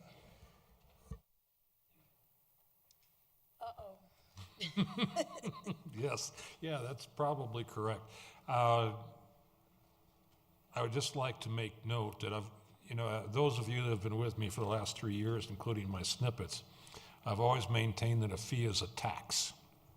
And I'm not sure exactly how the legislature looks at that, but just take a look at our total permit cost, $600,000, and our revenue, $2,700,000. Sounds like a tax to me, and I don't think we're in trouble with the IRS or anybody. I don't think we're breaking any rules. But I would just wish to make the notion now that not a motion, but just follow the notion that we don't take this windfall for granted and get all spendy on ourselves, that if there turns out to be a real excess windfall there, that we conservatively decide how to apply that excess cash that we're bringing in to the budget. Thank you. I don't have any business, but thank you for your comments. And there's one thing I wished over the years, it was that more citizens would have the opportunity to serve in this capacity, and that it's been a great experience to have this perspective, and that hopefully more citizens can participate in our city government and help create their city. Well, I want to say it's been an absolute pleasure representing the city. I have felt proud doing it. I am proud of the fact that this city is doing so well, and I really thank all the council members for that, because it takes those votes and that ambition to do that. I get to stand up in front of meetings and report what's going on and feel very proud of our city. It's been a wonderful experience for me, and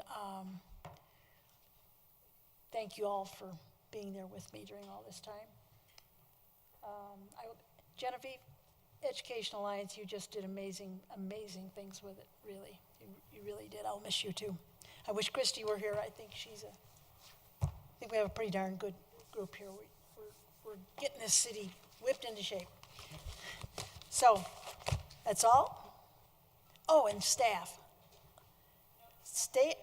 What's left we have one staff.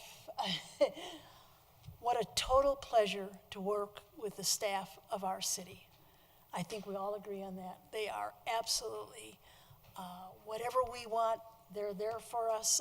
That's why I defend them, because they've been, to me, professional and really, really good people for our city. So thank you. Okay.